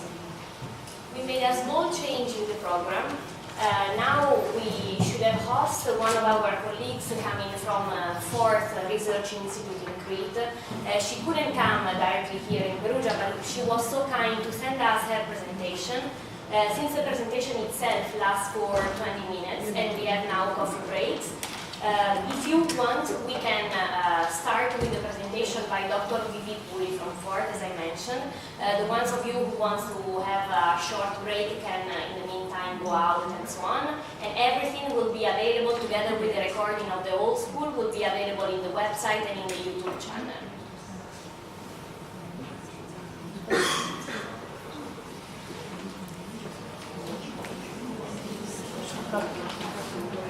Good morning to everyone. My name is Vivi Puri and I'm a researcher at the Institute for Electronic Structure and Laser of the Foundation for Research and Technology Finance in Crete, Greece. ISL4 is one of the partners of the European H2020 project of Heracles. I must apologize for not being present at the Winter School of Heracles on monitoring technologies for enhancing environmental and structural resilience of architectural heritage, organized in Perugia by Professor Filippo Bertini and his colleagues, due to other commitments. Nevertheless, I would like to present you the work of our team, Photonics for Heritage Science, related to the monitoring and mapping of deterioration products on cultural heritage monuments using portable imaging and laser spectroscopy instrumentation. In this talk, I will initially present you the portable imaging and laser spectroscopy instruments that have been used and or developed within Heracles with the aim to characterize deterioration materials on site. The four instruments will be briefly presented on the basis of their principle of operation, as well as through their role within Heracles. The analytical methodology developed for the in situ use of the portable instruments on Heracles monuments will be also presented and discussed, and my talk will conclude with the main outcome of this research. The portable instruments to be presented are Raman, a laser spectroscopic technique that offers information on the molecular composition of localized areas. LIPS, a laser spectroscopic technique that offers information on the elemental composition of the localized areas. The information offered by Raman and LIPS is complementary, and the two techniques can be used simultaneously on site. Multispectral imaging enables the discrimination between materials and maps their presence in the model. This information, when recorded periodically around the year, allows the conservators to have a direct knowledge of the different transformation procedures and parameters. Finally, within Heracles, a laboratory prototype of an instrument that will record in 4 dimensions the surface and volume topography of the variations is developed. Each one of the Raman LIPS and multispectral imaging instrumentation can fit into a suitcase and can be easily transferred on site without demanding electrical power supply. The 4D surface volume topography prototype development is still in progress, and the laboratory prototype has been tested on its principle of operation. In the following slides, a brief presentation of these techniques will be given, with emphasis to their analytical advantages, while an example from their use on site at the 2 test beds at Heracles will be also briefly discussed. Raman spectroscopy measures the wavelength and intensity of light that is inelastically scattered from the molecules of the analyzed material. The Raman scattered light occurs at wavelengths that are shifted from the incident light by the energies of molecular vibrations, and thus each peak at the recorded spectrum offers information of specific stretches and bends. In this slide, a schematic of the Raman principle of operation is given, together with the typical Raman spectrum of the calcite. Raman spectroscopy, offering information on characteristic bond vibrations, describes the material uniquely. Therefore, it can be considered as a chemical fingerprint of the material. Among its advantages, we can note the following features. It can be used with solids and liquids. It is non-destructive and no sample preparation is needed. There is no interference by water present in the area or the environment. Raman spectra can be acquired within a couple of seconds, and they can be collected for a small value, less than 1 micrometer in diameter, allowing thus high resolution to the area under analysis, particularly important in case of multi-component surfaces. And of course, as already said, it is highly specific, a fingerprint of the analyzed material. Here you can see photos from the actual Raman analysis campaigns to characterize incrustations on the Minoan Palace of Knossos and the Venetian coastal fortress of Koulis, the 2 sites of Heraclion chosen as test beds in the Heracles projects. LIPS, on the other hand, offers elemental information of analyzed materials. In this case, a high-power laser beam is focused on a material. A microplasma is produced and recorded. The characteristic atomic emission gives information on the elements present. In this spectrum, you can see the characteristic peaks of a metallic surface containing high percentage of copper for a spectral range varying from 250 up to 650 nanometers. We should also point out that the wavelength that the spectral line corresponds to gives information on the element, while the intensity of the peak may give quantitative information as regards the content of the material in the surface. Finally, a brief video is given that shows the plasma generated upon ellipse analysis. This plasma is the one recorded and analyzed. The advantages of the ellipse technique are: no sample preparation is required, detection of almost every element in the periodic table, rapid sampling and rapid analysis of the emission spectrum, a few seconds, minimum amount of material ablated, about 0.1 micrograms, in situ and non-contact analysis, stratigraphic analysis of samples in a few micrometers.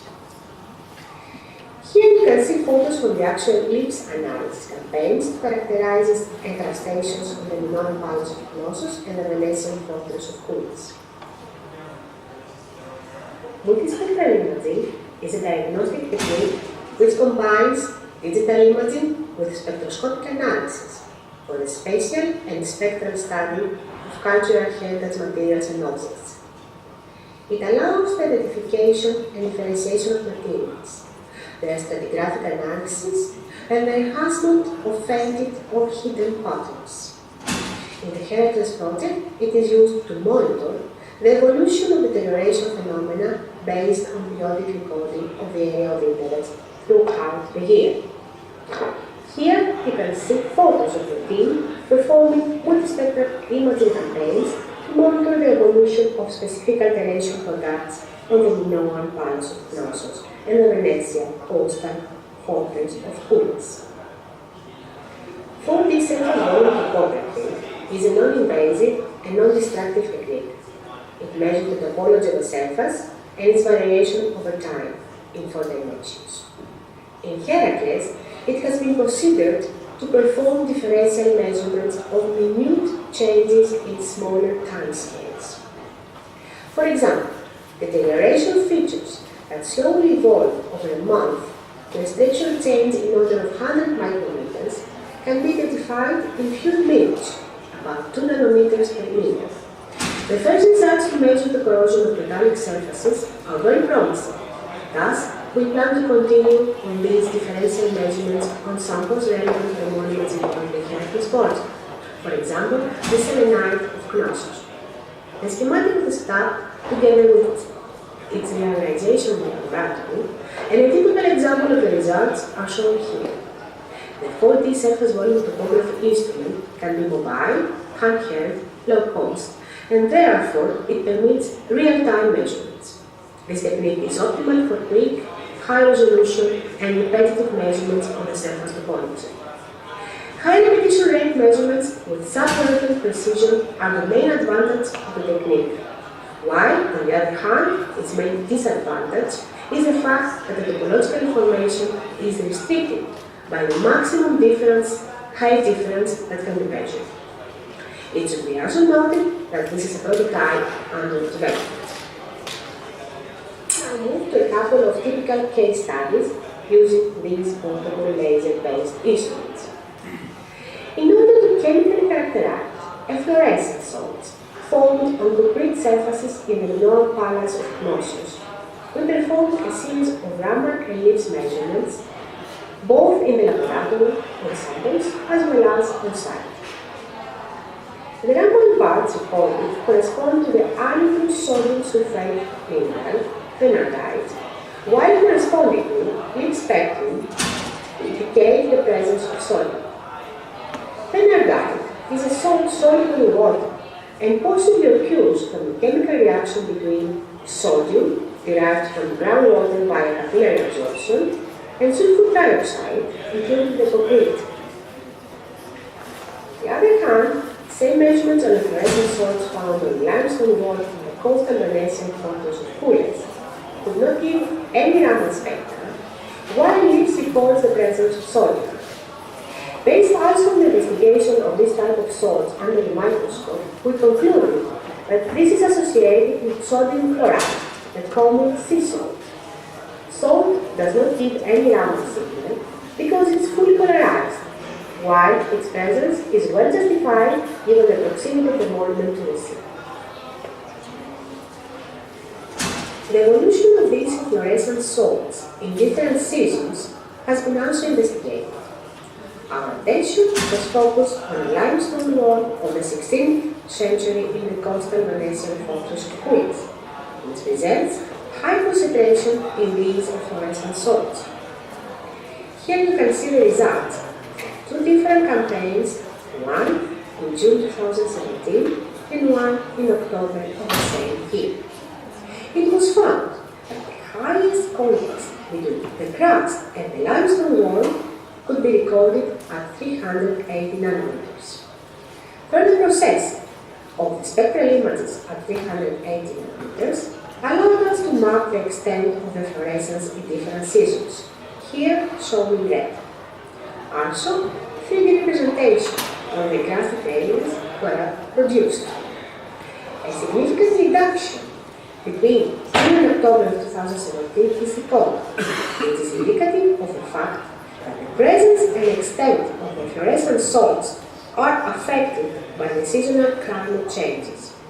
The specific microclimate conditions which influence this phenomenon are currently studied on the basis of the correlation of these periodic acquisitions with the environmental monitoring data acquired from developers and the meteorological stations. Let's now proceed with an analytical methodology that has been developed from our team at Forth for the in-situ use of these portable instruments on the monuments. Step 1 refers to the determination of the areas of interest. Areas with intense damage or decay have been selected and classified according to the different morphology and color of the products formed on the stone surface. These refer to black rusts formed on stone due to various factors, as for example organic agents, biodeterioration, environmental pollutants, white crusts or salt accumulations, which are soluble salts formed on stone surfaces, salt efflorescence, a whitish powdery deposit on the surface of the monument formed as mineral-rich water rises to the surface through capillary action and then evaporates. Stalactites, salt formations hanging from stone ceilings. And here you can see some images of these crusts on the two monuments. In step 2, sampling of these formations took place. The material was carefully selected and collected by experts, the personnel of the Arboretum of Antiquities of Heracles, and the whole procedure was documented in every detail. Step 3 involves the development of a reference database which is continuously updated and is based on analytical data recorded upon the chemical analysis of the surface alteration products in the laboratory. And here you can see one image from this database. Step 4 refers to the on-site analysis at the areas of interest. The portable analytical instruments, Raman and LIBS, were moved in situ, and the results from these on-site analytical campaigns were validated through their correlation with the laboratory measurements. And here you can see some images from the transportation of these instruments on site and the measurements that took place. Step 5 refers to the on-site monitoring of the selected areas of interest. An imaging spectroscopy protocol for the on-site monitoring of the evolution of the alteration products over time and upon different environmental conditions was developed. Its validation was realized through a number of periodic measurements on the selected areas on site. As you can see in this image, the same area with fluorescent salts in the Venezia coastal fortress of Puglia has been recorded in 4 different seasons, and the extent of the crash measured is also calculated. And you can see there are significant differences between summer 2017, autumn 2017, spring 2018, and summer 2018. Step 6 is related with the processing of the results and a comparison with the results obtained through other laboratory analytical techniques employed from Heracles colleagues. Finally, step 7, which is the most crucial, refers to the correlation of the climatic changes with the deterioration products and their stone substrate in order to determine the deterioration mechanisms and estimate their evolution over time. As you can see here, some data from the data loggers and the meteorological stations collected from the Coastal and Marine Research Lab of Institute of Applied and Computational Mathematics of Forth.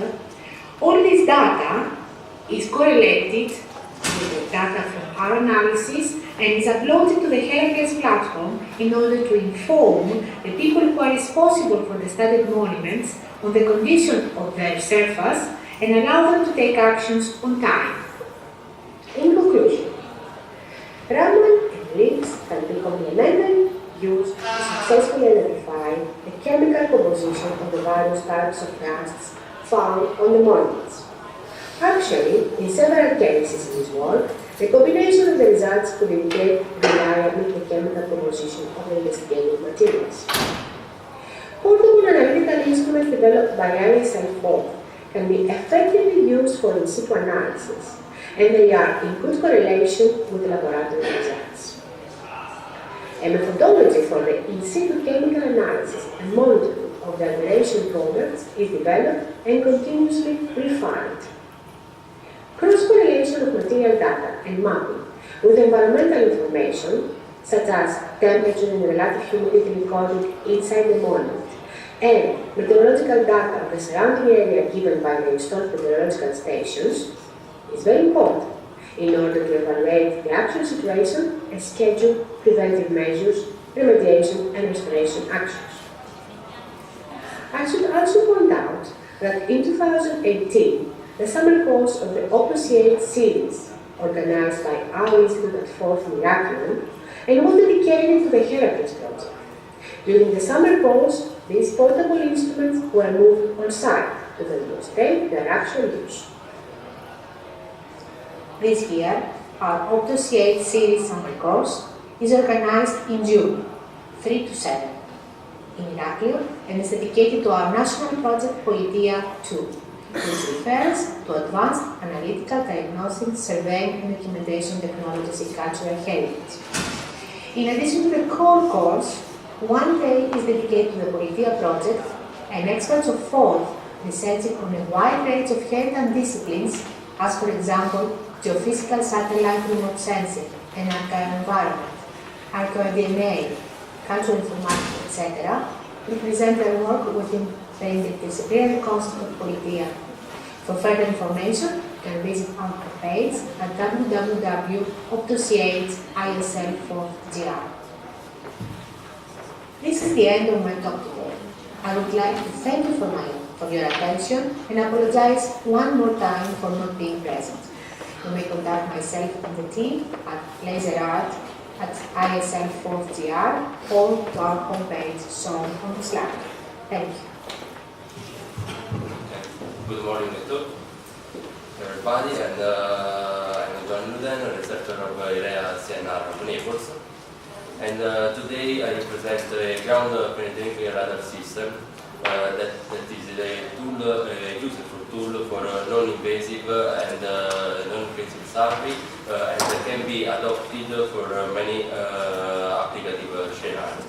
But before to present the GPR system, I want to introduce the principal concept of the electromagnetic sensing technique.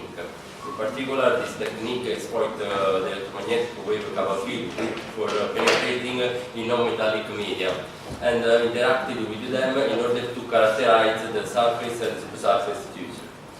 In addition, the retrieval of all information and the underlying theory change with the working frequency range. In particular, you see in this picture, we have that the system that adopts the low frequency interact with the large object. At increasing the frequency, we have that decreasing the dimension of the object, which the electromagnetic waves can be interact. So the frequency we can divide the frequency in several range of frequency.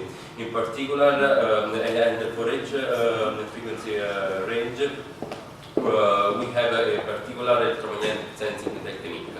In particular, for example, in the visible frequency range, the eyes are our personal electromagnetic sensing tool. In fact, IC8 is a passive and surface imaging technique. Or, for example, X-ray, where the X-ray technology is used for medical or safety purpose, and the infrared technology exploits the heat given off by an object to produce an image to it. This technology is contactless, active, or passive imaging technique.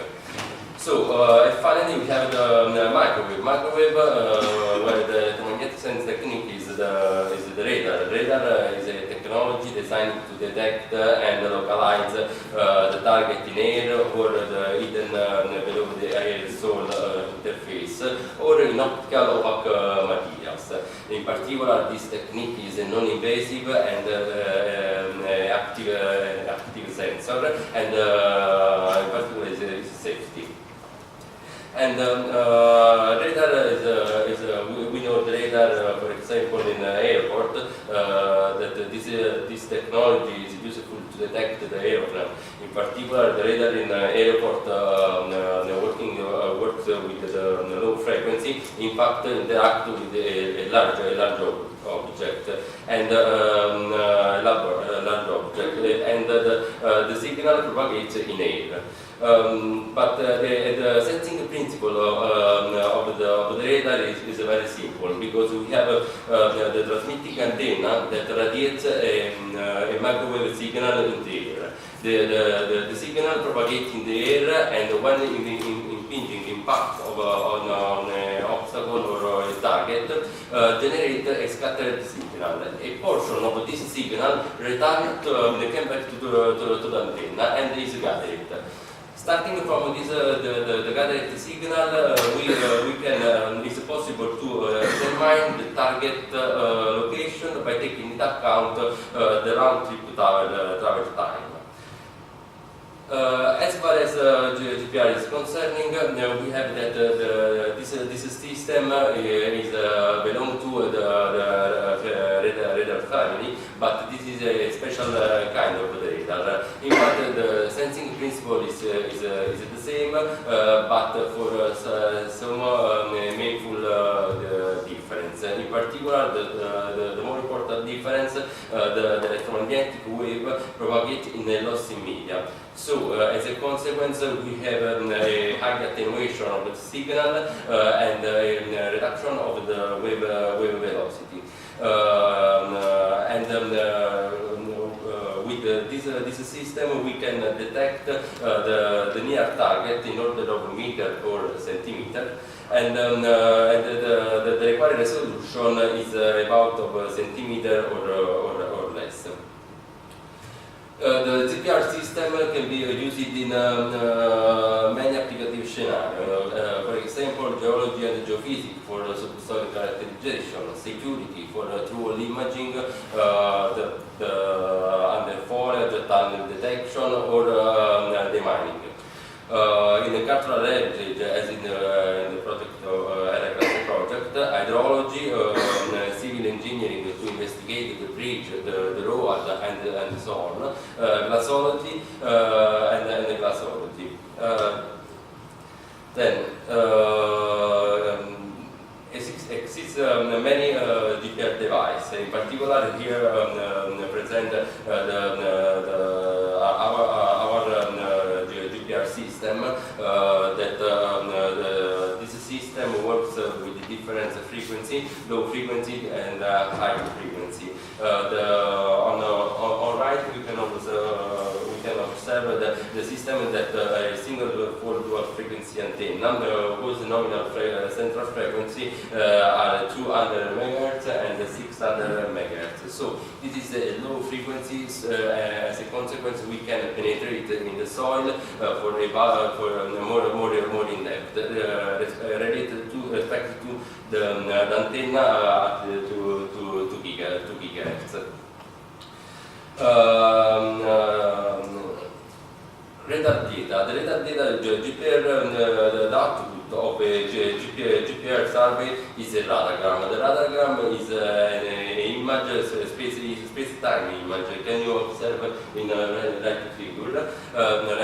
And as an example, we have the scenario under test, a simulated scenario, where we can observe two interfaces, the interface between the two materials, and the point of play identify the anomalies or the target in the soil. So after the GPR survey, we obtain the radargram, but the radargram is not direct representation of the scenario under test, but is a distortion version. In fact, we can observe that the interaction between the interface or the object is represented by the firmware. And so we have a need dedicated radar data processing, and in particular the radar processing is organized in two main steps: the pre-processing and the data inversion. The pre-processing involves the procedure performed in time domain and aims at predicting the presence of the target. The filter radargram is then sent to data inversion, where the data inversion is performs the target reconstruction, and it's based on the microwave tomography imaging. And this data inversion is formulated in frequency domain. As a result of the microwave tomography, we can observe the focused image. In fact, respect to the radiogram, we can observe the presence of the target and the interface. Okay, now I present two case studies. In particular, I present the case study of the project in the Heracles project. In particular, the Consoli Palace of the Gubbio City and the Canosso Palace in Greek. So, as we know now the Consoli Palace, and in particular this is one of most representative and spectacular video of the Gubbio or Italy, and we can divide its shape in 9 levels. In particular, we have focused our attention on a widespread crack pattern located in the loggia. In particular, we can observe that in the loggia, in the junction between the two types of the wall, the stone wall and the brick wall, there is the crack pattern with 3 main cavities, and by means visual inspection it's possible to observe the arrangement of the stone. By means GPR data, we can now the characteristic of the wall, but in the texture of the wall, and the probably anomaly in the wall. So this is the setting of the measurement campaign, and the focused image is from the focused image. We can retrieve information about the depth of the cavity and the trick cavity and the crack part. This is the first layer of the wall. Is possible to observe the presence of the cavity and the alignment of the stone blocks, and in addition the presence of the crack pattern and the different kind of the wall, the brick wall and the stone wall. So, more in depth, for a depth of 7 centimeters, we can observe that the tiered cavity is not well visible. And it is less depth than other two ones, and the crack pattern.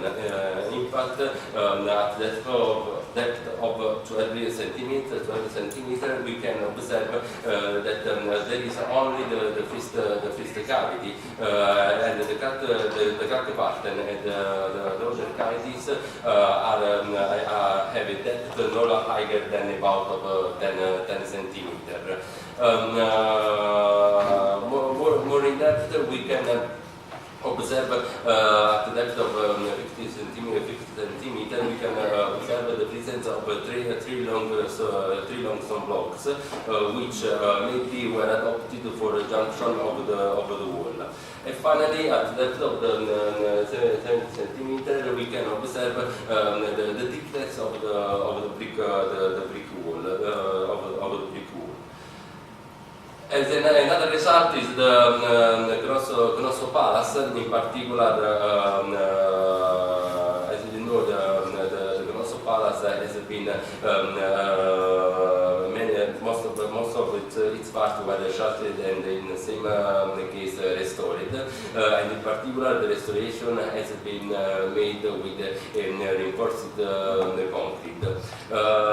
We have focused our attention in 2 rooms of the Grosso Palace, in particular the Queen's rooms and the King rooms. In the Queen's rooms we have investigating the same part, but focusing the attention on the door lintel. In particular, the door lintel is covered by wood. It is not possible to observe the presence of the material under wood, and so by means of a GPS survey we have detected the presence of the concrete, the reinforced concrete. In particular, this concrete used the flat iron bar, and the space is 30 centimeters from each other, as you can see in the GIF image. And the flat iron is wide about 4 centimeters. While in the King's rooms, the concrete between the 2 pillars show that the use of a different technique. In particular, in this case, has been used the reinforced concrete, the rebar, with the distance between each rebar is about 50 centimeters, and the diameter of the rebar is about 3 centimeters. In particular, this is a very interesting result, because the Queen's rooms was restored before of the Second World War. So there was a different technique to restore with reinforced concrete, and after the war was restored the King's rooms. Instead, the conclusion, I talk about the future prospect of the GPR. In particular, I and my colleagues are working on the use of the drones equipped with the radar, in particular radar or GPR, in order to investigate and cover the wide area, and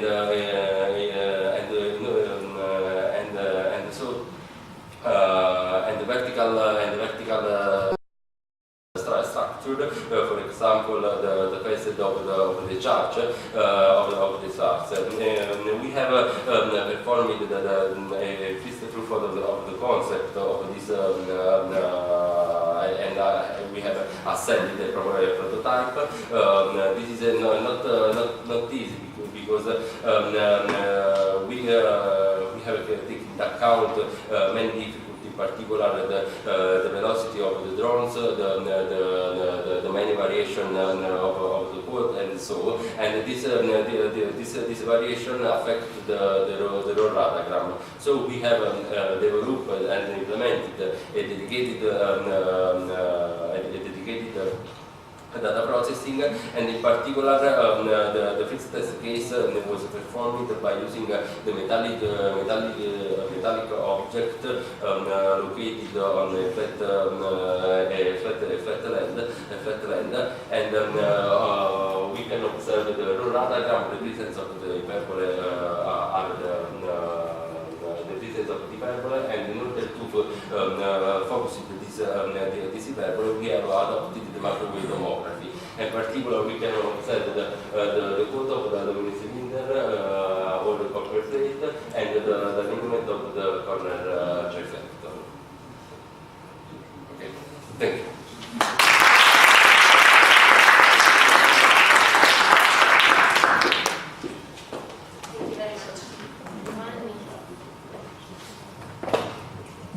Any curiosities? Okay, so let's go through the next presentation that will be given by Ilaria Pigliautile from University of Perugia. Ilaria will present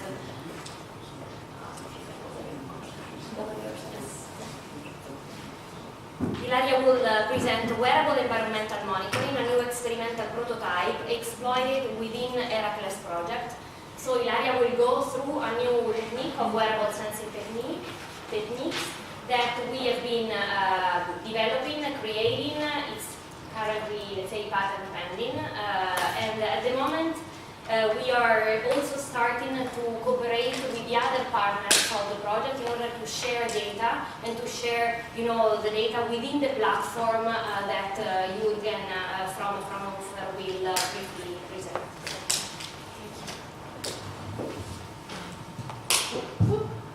So good morning everyone, thanks for the presentation, and as you mentioned I will be focused on environmental site-specific data collection and analysis that we made through this new system, a miniaturized weather station that's therefore wearable somehow. So after a brief introduction of the research background, I will spend more time on the methodology implemented, consisting of both the system design and also planning of the monitoring campaigns, getting through the case studies of the Heracles project where we applied this methodology, giving some outputs, some of the results we obtained, and conclusion as potentiality of this kind of approach. So as a research background, two are the main topics at the base of our research, that we already mentioned several times during these days. So on one side we have climate change, according to we are expecting more frequent and more intense extreme weather events, like for example heat waves. And on the other side we have the urban heat island phenomenon, consisting in higher air temperatures detected within the urban context with respect to its rural surroundings. And we know from literature that exists a synergy between these two phenomena I mentioned, heat waves and urban heat island, and therefore we're going to experience in the next future always harder conditions, especially within the built environments. Moreover, we know due to the heterogeneity of urban context is that we have not only face generally urban heat island phenomenon, but there is an intra-urban microclimate diversification. And actually, the most common techniques adopted to investigate these diversifications are remote sensing, so capture of infrared imagery through satellites, from satellites.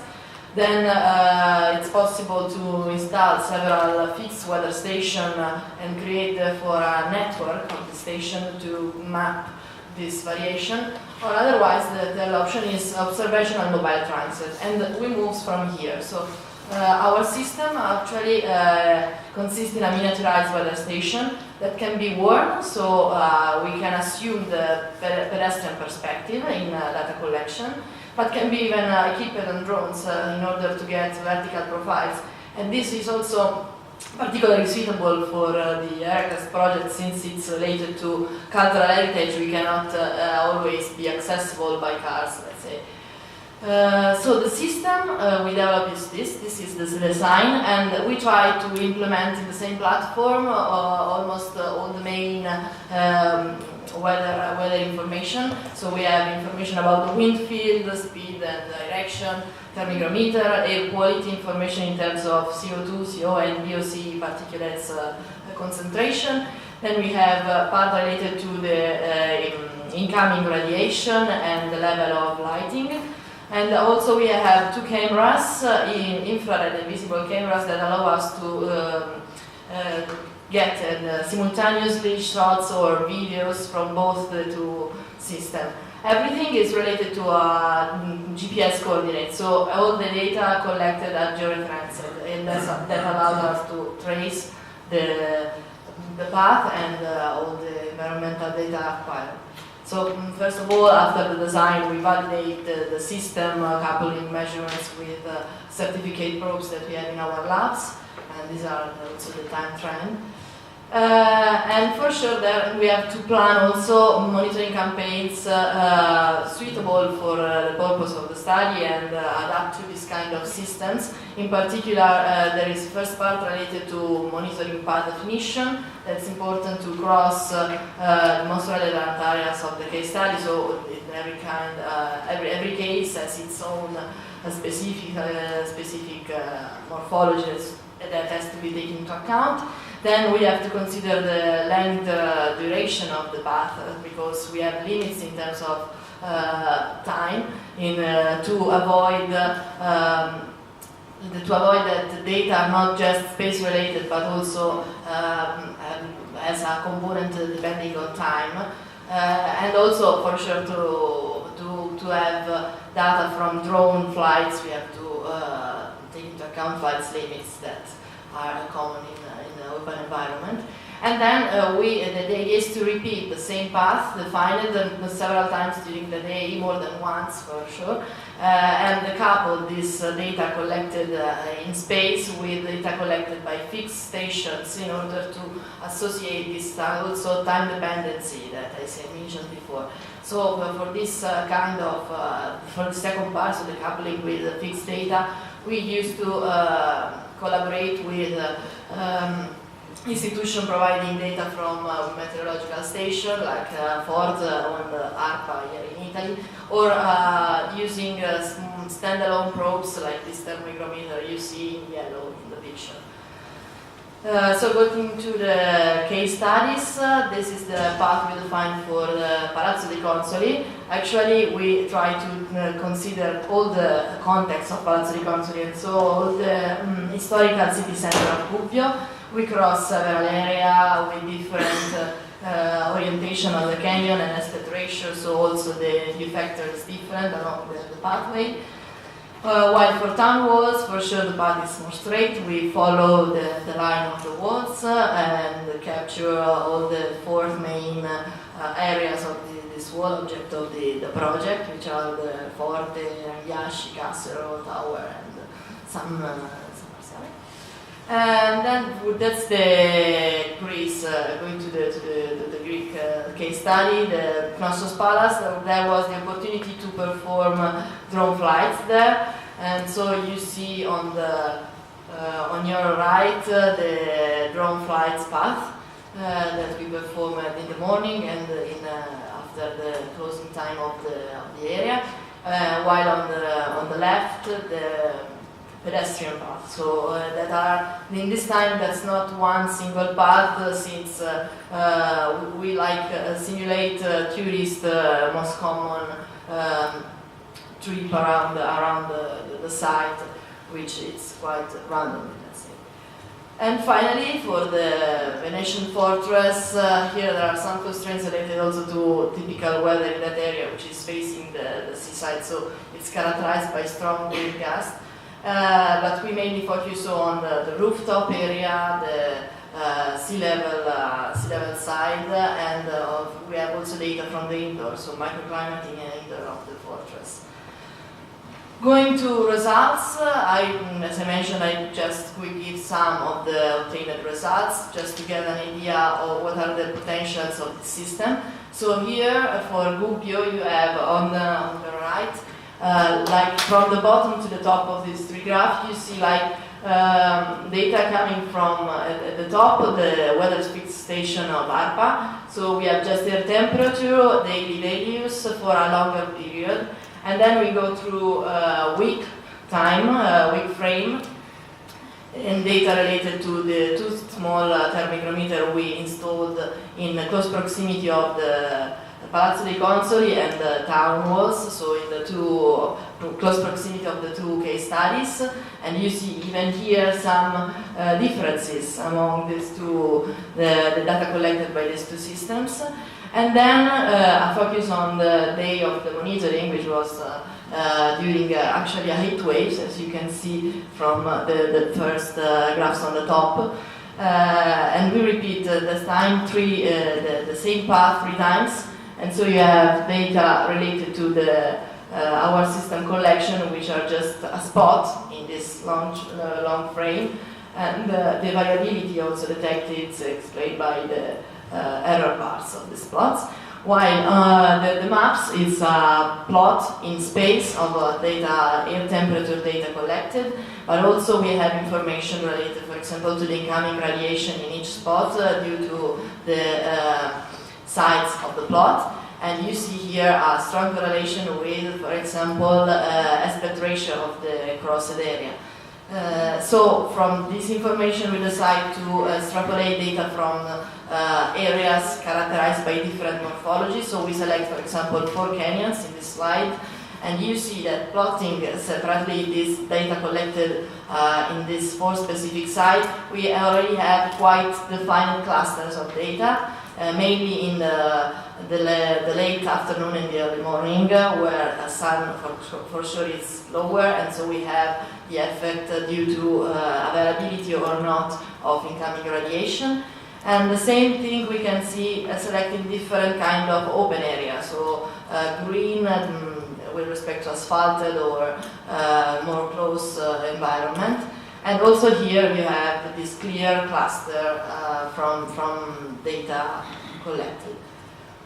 Then going to town walls, the same on the right you have this the plots related to these 2 thermometer probes and more specifically during one day data related to the monitoring day. And here it's, we can also see that fluctuation of the parameters detected with our wearable system is higher also in the morning with respect to the one obtained in the closed area of in the denser area of the city center, due to this characteristic to be a open side of the town walls. While on your left there are 5 plots related that gives the spatial distribution of different parameters get through this system. So we have air temperature and humidity on the top, but then you have radiation, and it's clear the strong relation between radiation and perceived temperature. But also you have wind speed, which is quite low during along all the path, and concentration of CO2. And this one is the second round, let's say. And we can see that across there is a section in the middle of this path, particularly where air temperature is very higher, because there is like there the town wall is like lower, and so the incoming radiation is for sure higher and perceived even by pedestrians with higher temperatures. Going to Knossos, I just here mentioned the drone flights, since that's the only data we have related to Heracles project with this kind of techniques. And so you see that there is a strong relation for sure between altitude and air temperatures, and we face a drop of temperatures rising at the level, so getting far from the built environment. while in blue dots we have CO2 concentration, which is not really dependent, but it's always assessed on a constant value around 400 particles per And then here are some examples of these coupled shots of visible and infrared shots that for us are useful in two ways. So from one side we can capture the radiative environment that the pedestrian, the tourist is inside. While from the other side it's important also for the structural point of view, since if we can make a picture of the thermal pattern of a surface, which can depend on structural cracks or due to two kinds of materials that are put together close, and so different stress due to different also dilatation of this kind of materials. And finally, that's the Venetian fortress, and I just put this picture to show that during the monitoring campaign the wind conditions were pretty high, so data coming from the meteo station located on the rooftop of the fortress, and so was somehow compromised also the opportunity. We tried to perform drone flights even here, but was quite impossible due to weather condition.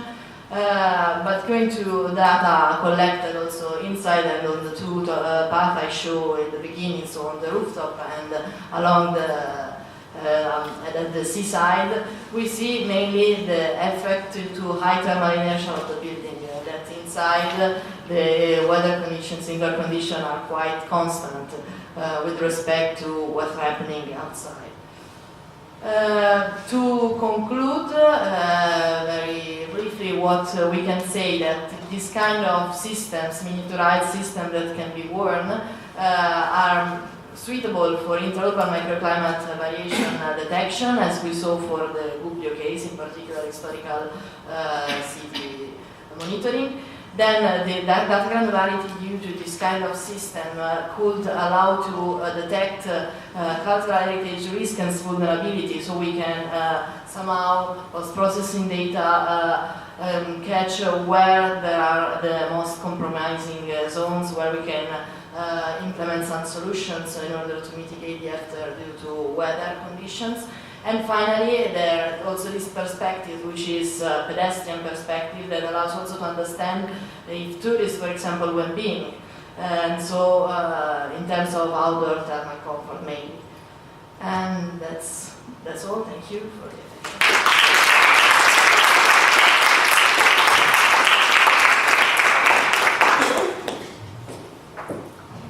Thank you very much, Ilaria. So I'm going to briefly introduce myself, basically. I just would like to take some minutes for describing the further activities that we have been carried out together with the other partners, as I previously mentioned. And since Ilaria was much focused on the experimental activity starting from the equipment that we have been developing during the Heracles project, I would be more focused on the, let's say, the modeling path that already Dr. Cavallai explained us from a structural point of view. So let's say that I would not take that much time because I would like to give the floor as soon as possible to our host from abroad, but very briefly, the framework of our work, of course, started with the motivation of Heracles, and what I really would like to point out is that only recently the preservation and valorization of cultural heritage has been declared as a part of, a very big part, of the global gross domestic product. So preserving cultural heritage is not anymore, let's say, a duty for the society, but it's something that is really directly related to the economic value that we have in all our countries and society. And even more, the resilience of cultural heritage, as we meant in this project, is not only related to the conservation of the architectural value and historical value of the sites, but is also related to their visitability, their accessibility, and their economic and environmental sustainability.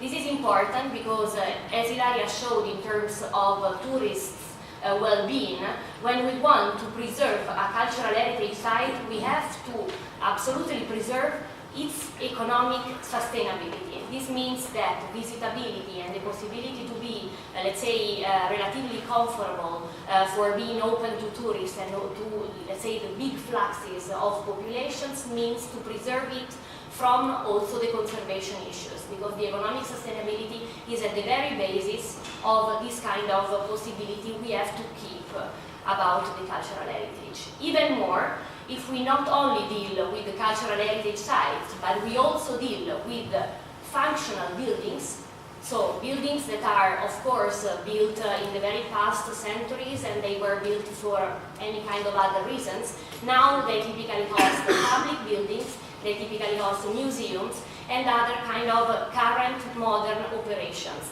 This means that they have to be preserved from an architectural point of view in terms of historical value, but they also have to preserve the functionality that they have to keep at our times. So they have to be comfortable together with being, let's say, safe from a structural and material stage conservation. So the objectives that we pursued together with all the other colleagues were very much related to this kind of second aspects, let's say, that for sure are relatively less important if we think about, the big collapses that we risk, mainly due to, let's say, climate change related forcings, but at the same time, we wanted to be focused also on these kind of aspects. So we deal with the energy requirement that this building for sure require in order to keep their indoor functionalities and also to preserve the artworks that are located into this kind of indoors, as our colleague from the University of Florence will show in other kind of exposition space. Also indoor thermal comfort for visitors, and then the microclimate analysis we have been carried out thanks to the validation and the experimental activities that we showed before, but that allowed us to calibrate and validate microclimate simulation models, also according to the forecast of climate change progress in the next years. So this is the methodology that, of course, started with the building physics basis and then the analysis of indoor and outdoor thermal comfort conditions, integrated with the analysis of the structural behavior of the same cultural heritage architectures, and then the microclimate study, because the microclimate is the very closest boundary, which is, let's say, the first forcing related to climate change, but also that impacts the behavior of the cultural heritage sites that we want to investigate. So the nice part of the project itself is that we started with the very big classes of data that we saw early in the morning presented by our colleague from Sistema, Dr. Folegani, but then we started to downscale all these data in order to see realistically which are the progress of climate change affecting the facades on the north side of the Gubbio Palace, or the specific frontier of the town walls in Gubbio, and the same for the case studies in Crete. So we started cooperating with the colleagues from the conservation area in order to identify the key steps of the conservation and cleaning up actions that happened on Palazzo dei Consoli and all the other case studies. And then the methodology we implemented continued through the investigation of the indoors. These are some images characterizing the Consoli Palace in Gubbio, but we have been characterizing the indoors of all the buildings like the fortress in Crete that at the moment host new functionalities and operation activities, as I previously mentioned. Then, thanks to the integration of statistical data developed by several models, let's say integrated in one of the most recent reports developed by the Intergovernmental Panel of Climate Change that you frequently may hear at the news, like IPCC acronym, they are used to develop several, let's say, reports, and in all these reports they are used to update current measurements with the previous models that they have been developed. And so, thanks to all these kind of statistical data, we have been developing several what we name climate files, so the boundary conditions through which we are used to push to stress the cultural heritage buildings or any kind of archaeological sites. So we have been developing the boundary conditions in the past, because it's when we already have data to validate the specific scenario that we believe is the most reliable. Then we analyze the boundary condition of the current situation, and then we started with the selection of the specific scenarios that are mostly reliable for investigating the future of, let's say, 2050 and then the future of 2080.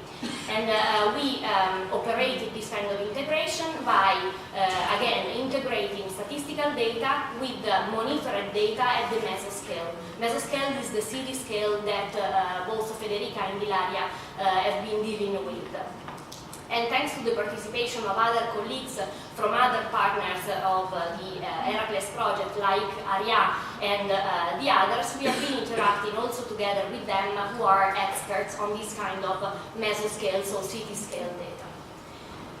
Moving again in the direction of the downscaling, then we have been focused on the building itself. We have been developing the thermal energy model of Palazzo dei Consoli, as also Dr. Cavalaghi has shown. And at the same time, we have been integrating this kind of information with the structural modeling results, as we again achieved, and also together with the pathology analysis specifically detailed during the course of the field survey in terms of, let's say, external observation during the course of the time, also reconstructing pictures and historical, let's say, information we collected. As Dr. Foligani was showing, basically we were so lucky to accede to specific data that our regional Environmental Protection Agency, ARPA, is taking care of, and therefore we had a specific and reliable feeling about the progress of both air quality and also thermal progress of the site that can, of course, be used for as a boundary condition of our models. That's why we have been developing two kinds of models, at least in the city of Gubbio, and the same we did, of course, for the case studies in Crete. The two models were specifically focused on the two areas of the project, so the part of the Consoli Palace with the square, which is like the heart of the city of Gubbio, and then also the town walls, which, as you can see in the picture at the very top of the slide, is very much populated by green areas, so something that is relatively unusual to be analyzed by this kind of modeling techniques. So the first case study we are dealing with, I will be very brief because you all know now about all these architectural details, and the same is for the Knossos Palace and the Kules Torpor, as you can see here in the pictures. From our perspective, and so what we put on the, let's say, ground of common discussion within the project, of course, as I mentioned, we were focused on indoor and outdoor use, because as all the cities and the cultural heritage sites, they have to be accessible, and not only accessible, but also pleasant to tourists in both the cases of Gubbio, but also you can imagine even more in Crete, where in general weather conditions in summer, that is for sure the most populated period of a tourist island like Crete, can be very much critical. So cultural heritage conservation, but as I mentioned, also resilient visitability, functionality to modern operation, that is one of our pillars. So going briefly toward the discussion and the final results, here we can see the analysis of the operative temperature, so let's say that the most reliable indoor thermal comfort parameter that we can trace in the buildings indoors. And here we can see the progress of indoor operative temperature during the course of the several scenarios that I've been previously mentioning. So let's say here it's the typical indoor operative temperature profiles. Sorry, what's this pointer? Okay, here is the typical profile that we have been developing during the past, while here we can see the current profile and something that we predict is going to happen in 2050 and finally in 2080, meaning that we experience an indoor thermal progress by more than 4 Celsius degrees in indoors. We can still see that there are relatively comfortable conditions in terms of indoor operative temperature in summer, because we know the configuration of a console palace is something that in any case is something very massive with a big thermal inertia and in general with not that much solar radiation entering the building itself. But what we have also to consider is that an architecture like this is not something very useful to be analyzed and retrofitted from an energy efficiency point of view. But if we increase the indoor occupancy, so the internal gain of the building itself, this is something that for sure, 4 Celsius degrees in 8 years, it's something that could make this kind of architecture unaccessible or at least unpleasant. While in terms of this graph that we can see here we can see the progress during the course of the year of predicting mean vote, which is another indoor thermal comfort index. And in particular, we can see that in this area, we identify the pleasant thermal conditions, while the more we go up to the graph, the more we see the, let's say, heat stress conditions. So we see that for the all summer months, especially in the future, but starting from, let's say, the current situation, we already experience something that is absolutely unpleasant and uncomfortable for too high, let's say, heat condition. In terms of energy performance analysis, what we see is something that we expect. So at the moment, we have a relatively, let's say, relatively low energy need due to the fact that we, as occupants, let's say, of historical buildings, we always are more open to adapt a bit ourselves in order to perform our activity.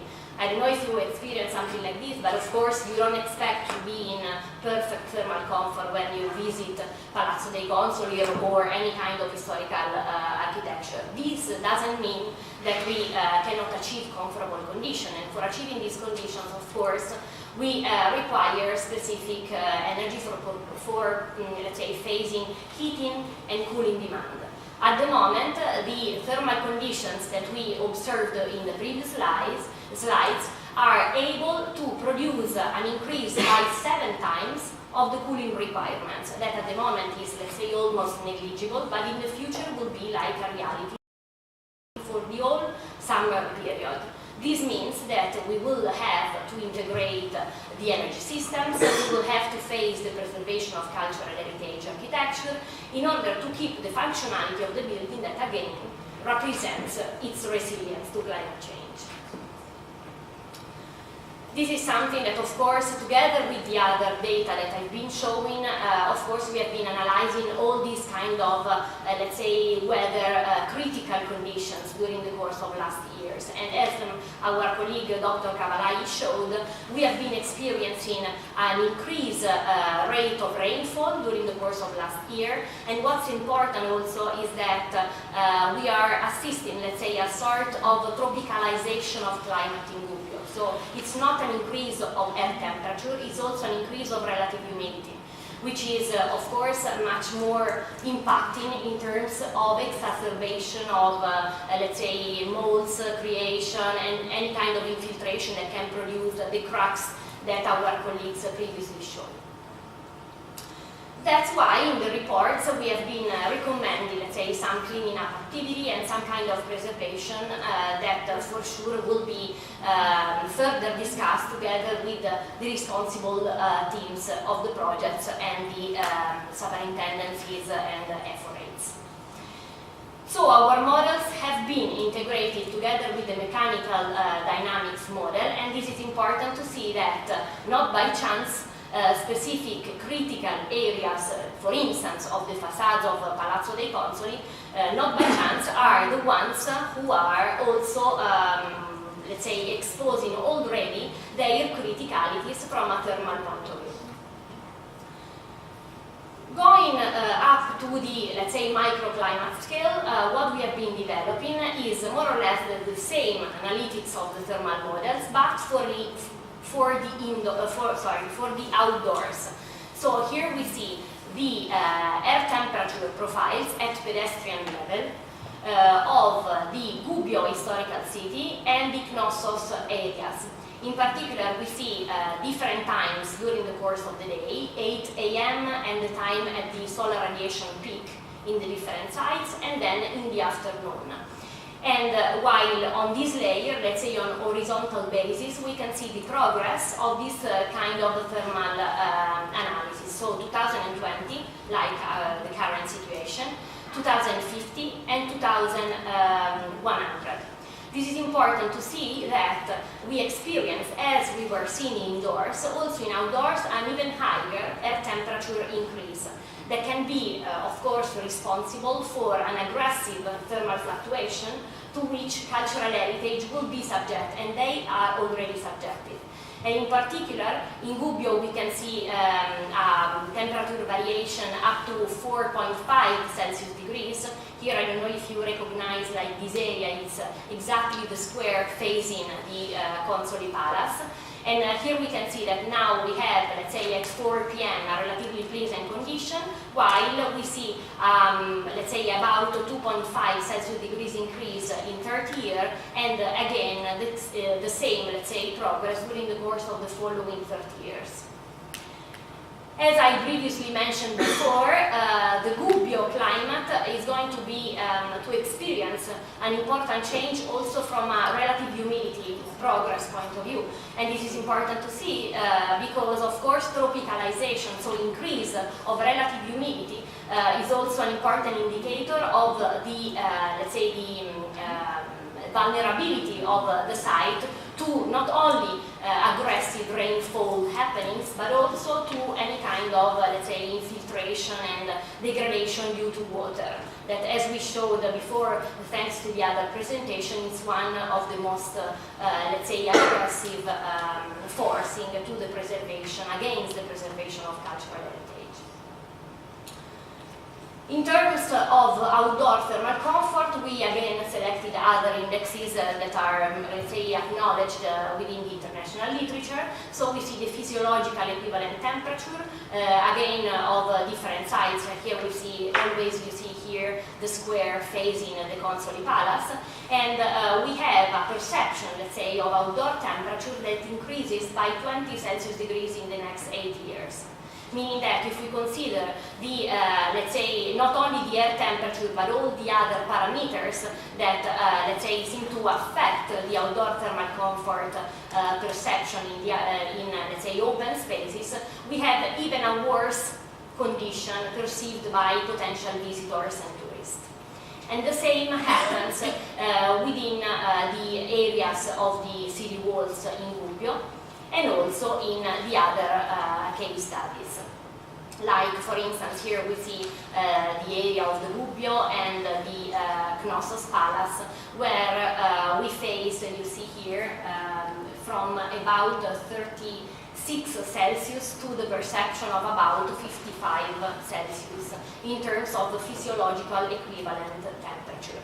And of course, if we go to Crete in August or in July, which are already one of the coldest months in a very highly irradiated area, we of course are very much, let's say, in trouble while visiting Knossos Palace. But this kind of travel condition could be enough to make the cultural heritage sites not accessible realistically anymore in the most popular seasons. So just to conclude, what we have been trying to do is to try to collect all the data that, thanks to Heracles, we have been finding and organizing. Then we will see the platform that is like a sort of common language for letting all these data being interoperative. And at the same time, we've been using these data in order to calibrate and validate dynamic simulation models predicting the indoor conditions and the outdoor environmental conditions that of course affect cultural heritage visitability and therefore resilience to climate change. Thank you very much.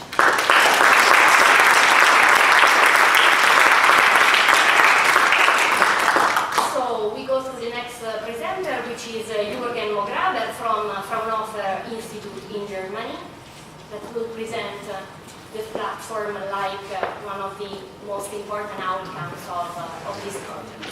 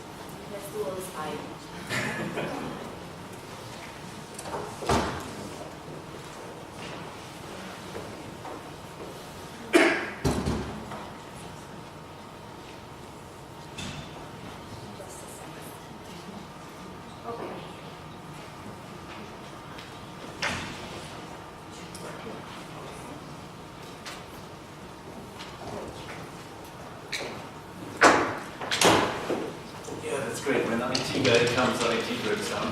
So, good morning everybody. So my name is Jürgen Mosdammer. I'm from founder of IOSB, located in Karlsruhe in Germany. And we are doing applied research, which means we're always thinking how can we put things into production, so take the results, research results from research projects and make product out of it, or make interesting new products by using that data. And it's great that I'm speaking quite to the end of these presentations, because now you have seen all the data that comes up in these different research results. So we have a lot of information from sensors, from calculations, all these things. And what we're thinking a lot about in the project is how can you take all this data and present it to an end user and decision maker to put this really into part of this decision process. So what mitigation actions does he need to take? What kind of renovation for these sites? So what we're dealing with is something I call the sensor to decision chain, because we have a lot of sensors now in place nowadays with completely different features and functionalities. In the previous talk we install also you can walk around in the street with sensors mounted to your head or have it on your mobile phone. And these sensors need to be somewhere put together in one place, so the data of the sensor, you need to aggregate it, integrate it into a common understanding. And what we then need to do is also to attach it to a semantic model, because you have all these different data, but you need to create a full picture, a holistic picture, and that's what we do with semantic technology. Some more on this later on. To finally provide this picture to the end user, to the decision maker, so he can make the best decisions for his historical site. Yeah, in this picture you see what we are all faced with. So we have all this different information coming from different areas. We want to gather insights of that because we monitor them and to create our maintenance actions. And from that, a lot of challenges arise, the problems we need to deal with. We have all those different data sources. Some are even online nowadays, some you need to together go there, take the data. All these problems, they come in very different data formats. Sometimes we get a very crazy Excel document, sometimes we get just a text document or just written down notes and stuff like that. This needs to be integrated. You need to make it available then, and also to make it interoperability, to increase interoperability between this data. For some things you don't even know what is the temperature in, what is it, Celsius or Fahrenheit or whatever. And there is the speak talks about this thing called the Internet of Things, which increased a lot the use of sensors. So now you can get very cheap sensors, you can put them everywhere, you can put it in your home, on the street, wherever. And so this created a big boom on these technologies, but what is missing so far is how can you store all this data? There are no standards. All the big players like Google and Microsoft, they're doing their own stuff, but it's not really interchangeable. And to the rescue comes OGC, which I guess most of you heard about, the Open Geospatial Consortium, which is a consortium of industrial partners and also a lot of research partners. So Fraunhofer ourselves,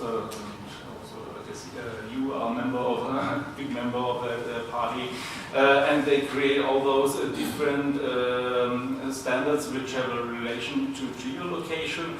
I guess you maybe have heard of WMS, which is mostly used on the internet to provide maps and providing downloads for maps. And what they now came up is something called the Sensor Things API, and in contrast to all the previous standards, it's pretty easy to use. It has just a JSON description, you send a normal query to that, and you get back your information. So it's very easy to integrate in existing systems and also to put in place. And also, which was our first test case here in the project to use this, we created an open source software called the Frost Server, which you can just download from GitHub and use for free. It's very nice, also especially for research projects. And there you can store all this data and also retrieve it. And this was applied also in Heracles project, where we now collect all the time series data, so focus on specific time series data, which comes along in the project. So next step, you need to do the aggregation integration. I don't want to go too deep in that. You saw a lot of examples of what things you need to aggregate in the previous talks and how the models work and the outcome.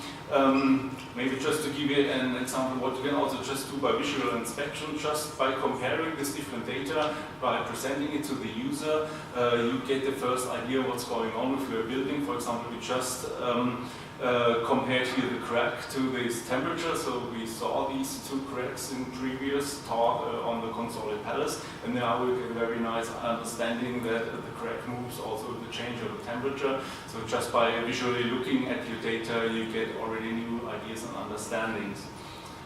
So talking about semantics here, what does it mean? Especially in the Heracles project, I think it was one of the most challenging projects I ever worked in, because it's not just cultural heritage. Cultural heritage has a lot of other related topics and domains from a lot of disciplines.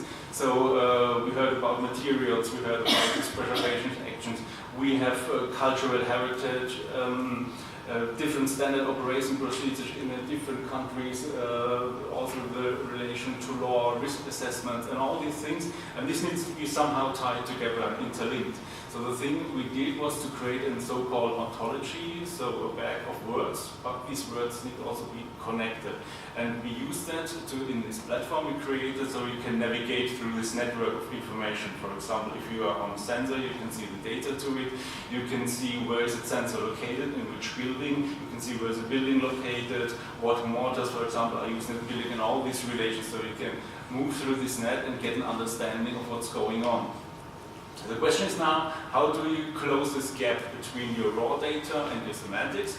We already had a lot about the one direction, so we have the processing algorithms and the model calculations, which create our semantic information. But we also can now look into the other direction. So if you have a semantic information, you can also check where is it coming from, and I can also display the raw data and look out these curves you saw before.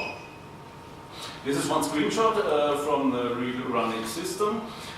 This is, for example, the accelerometer you also have seen before, which is located in the Console Palace as well. You get a description about the sensor, what are its features, but what you can also do is get directly to the data, so you can click on that, and you get the graph. You can zoom in the graph, and if you zoom in the graph, you get also some funny new understandings. For example, if you look at midnight, you can see the bell tower bell ringing in the tower, and you get those 12 rings of the bells.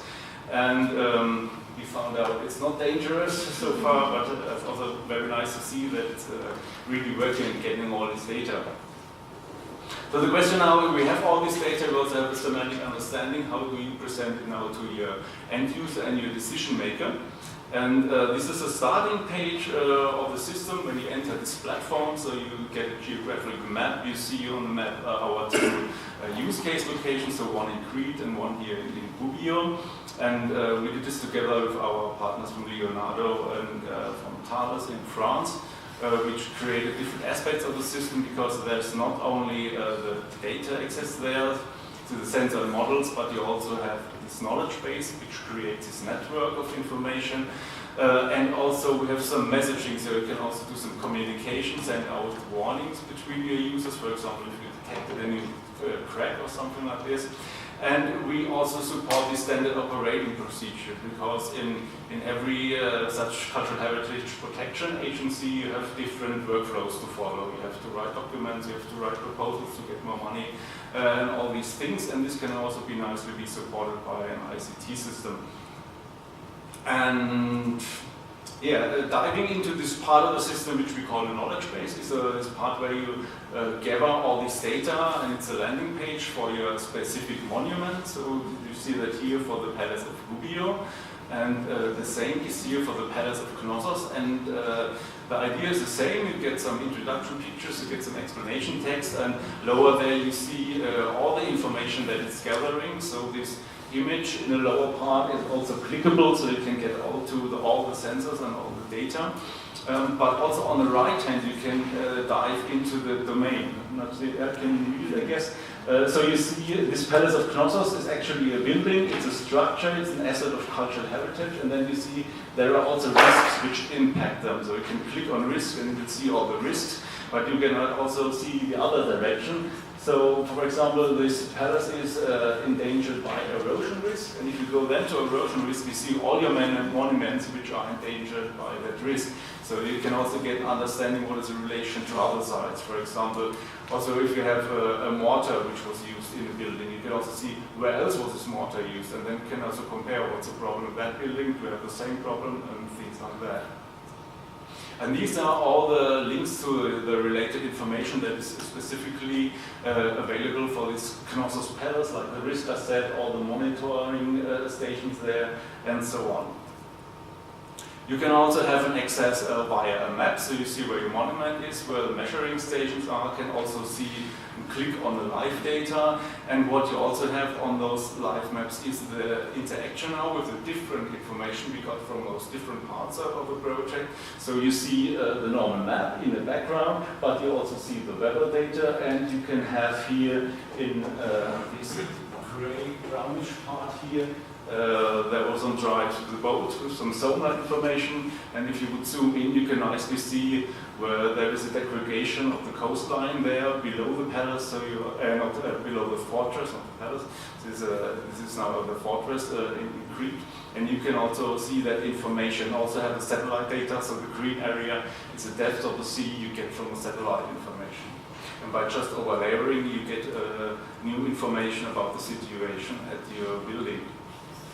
Same for graphs, I showed that before. You also can combine the different graphs, the different measurements and research we did on the palace. And yeah, mortars, I said also before, that's also interesting. So you can see it's a concept of material. And you have also that information which you can deeper dive in, what properties has a material. And as I said before, you can also see where was that material used. Yeah, what we nowadays also would like to have is also we want to have everything mobile, not only work in the lab, but we want to also walk around in the field, as we saw before, with your sensors. And for example, if you see something new, there's a new problem on my building, there's a crack, you can just take a picture, you can do a video and send it to the platform. And all your colleagues will also get the same information, and it will be directly attached to this monument, so it's already in place, and you have everything one starting page to get this new information.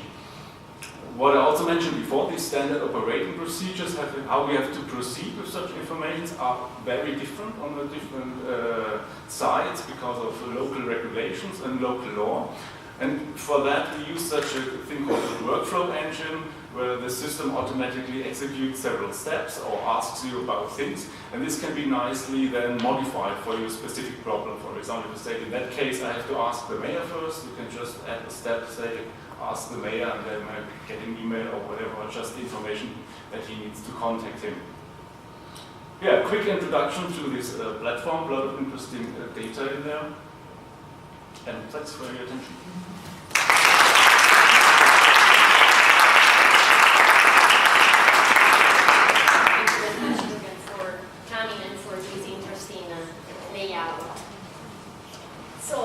Last but not least, we are very much welcome to host Professor Carla Balocco from University of Florence.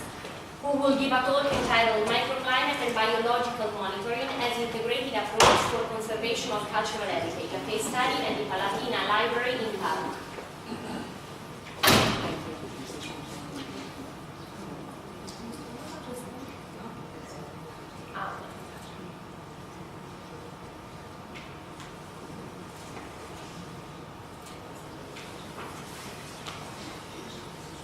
Well, thank you very much to our presenters for having invited me in this important day. And now I will introduction my presentation. This is a research work that started in 2009, some times ago, and it was based on a multidisciplinary approach because you can see people involved, University of Florence, so physicians and biology and hygienists. You can see all the people involved, my colleagues. And actually, we are going on more research development. The fundamentals of this research start from this problem, this issue. The health of cultural heritage, specifically of graphic documents, papers and something like that, depends on environmental collocation conservation inside archives and libraries and deposits and displays. The crucial factors affecting the conservation and maintenance condition are lighting, humidity, temperature, and air quality.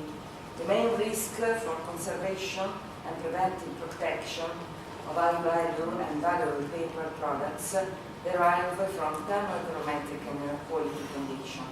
This is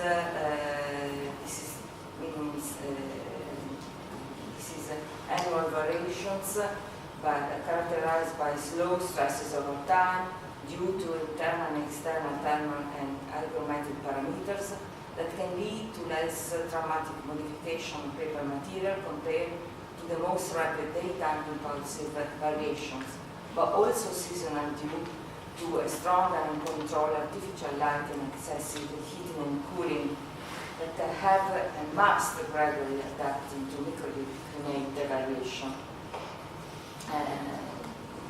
Our research based on this kind of materials and methods start from a multidisciplinary approach based on biological and particle monitoring, microclimate measurements and indoor climate assessment associated at inside the Palatina Historical Library in Parma.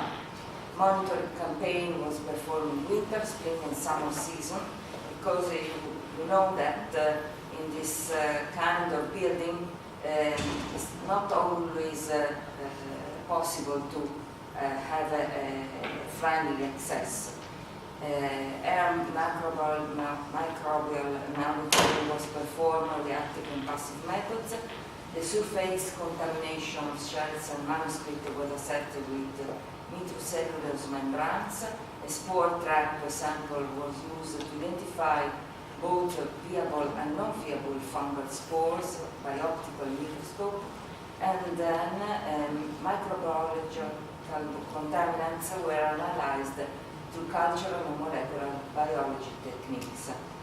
This is the part that concerns microclimatic parameters acquisition by multiple data acquisition device over time every 10 minutes for hours using these instruments. A Radiomaster R log data ladder capture system, 2 hot wire anemometers, 2 air temperature and air humidity radio sensor, and 1 globe thermometer.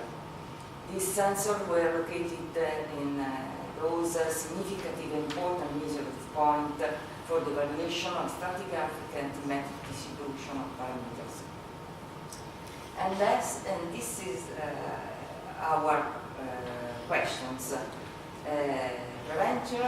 Prevention in cultural heritage, and then what are the objectives, the risk and the preventing.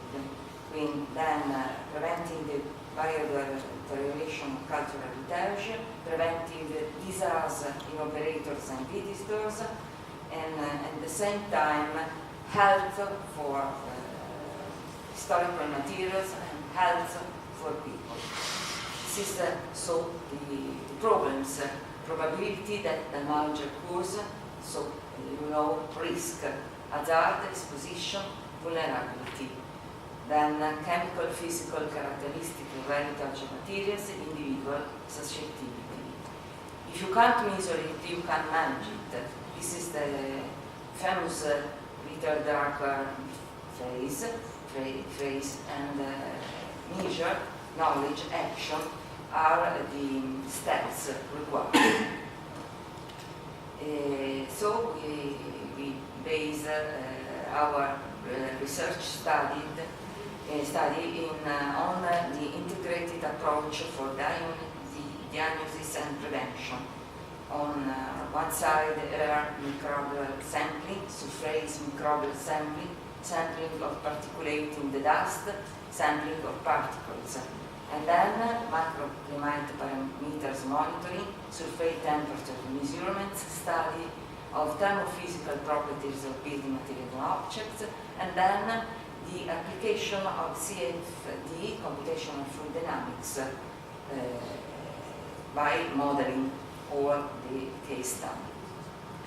Art and Health was the title of our research that had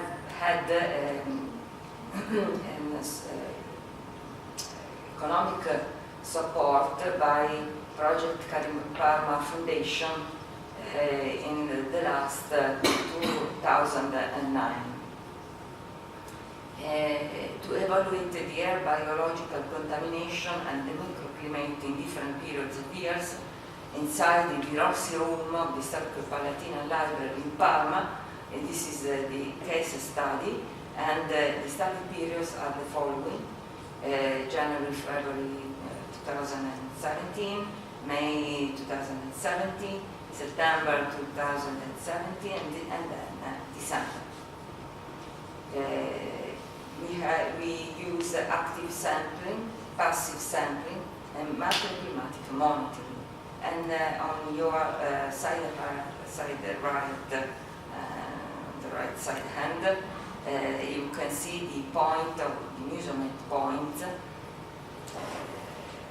and the active sampling instruments are this DuoSAS 360, and here's the spore trap for monitoring fungal spores.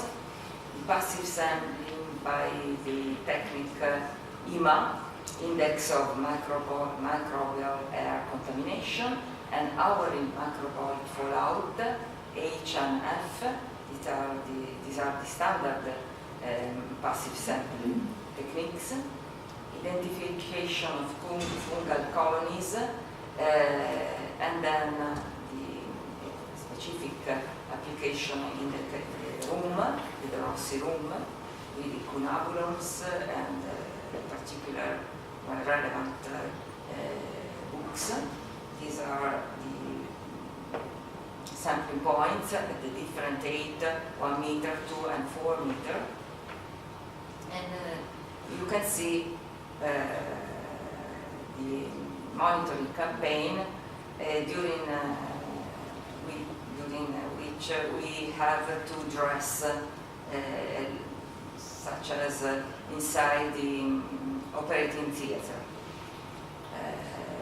This is the base of the microbial air sampling by active and passive sampling, during which we measure the concentration of viable particles in the air, colony per million cubic meters, and passive sampling that measure the rate of which particles settle on surfaces colony-forming unit plate over time. And these are some examples of microbial air sampling and active sampling by duosas and incubation. You know that all these sampling techniques need laboratories and time for long time for study the growth of the colony forming unit, and also by passive sampling technique to develop the index of microbial contamination. And we can see, we can derive the microbial build-up and hourly microbial fallout,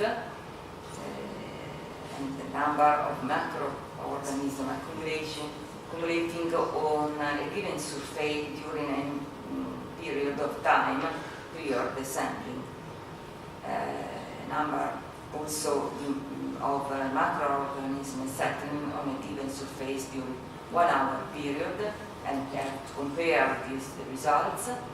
The colonies grown in suboextrose agar medium were transferred to the following culture media: malt extract agar, yeast agar, potato dextrose agar, and the morphology identification of fungal isolates was performed with an optical microscope, so we can study the bacteria and fungi target sequencing and growing.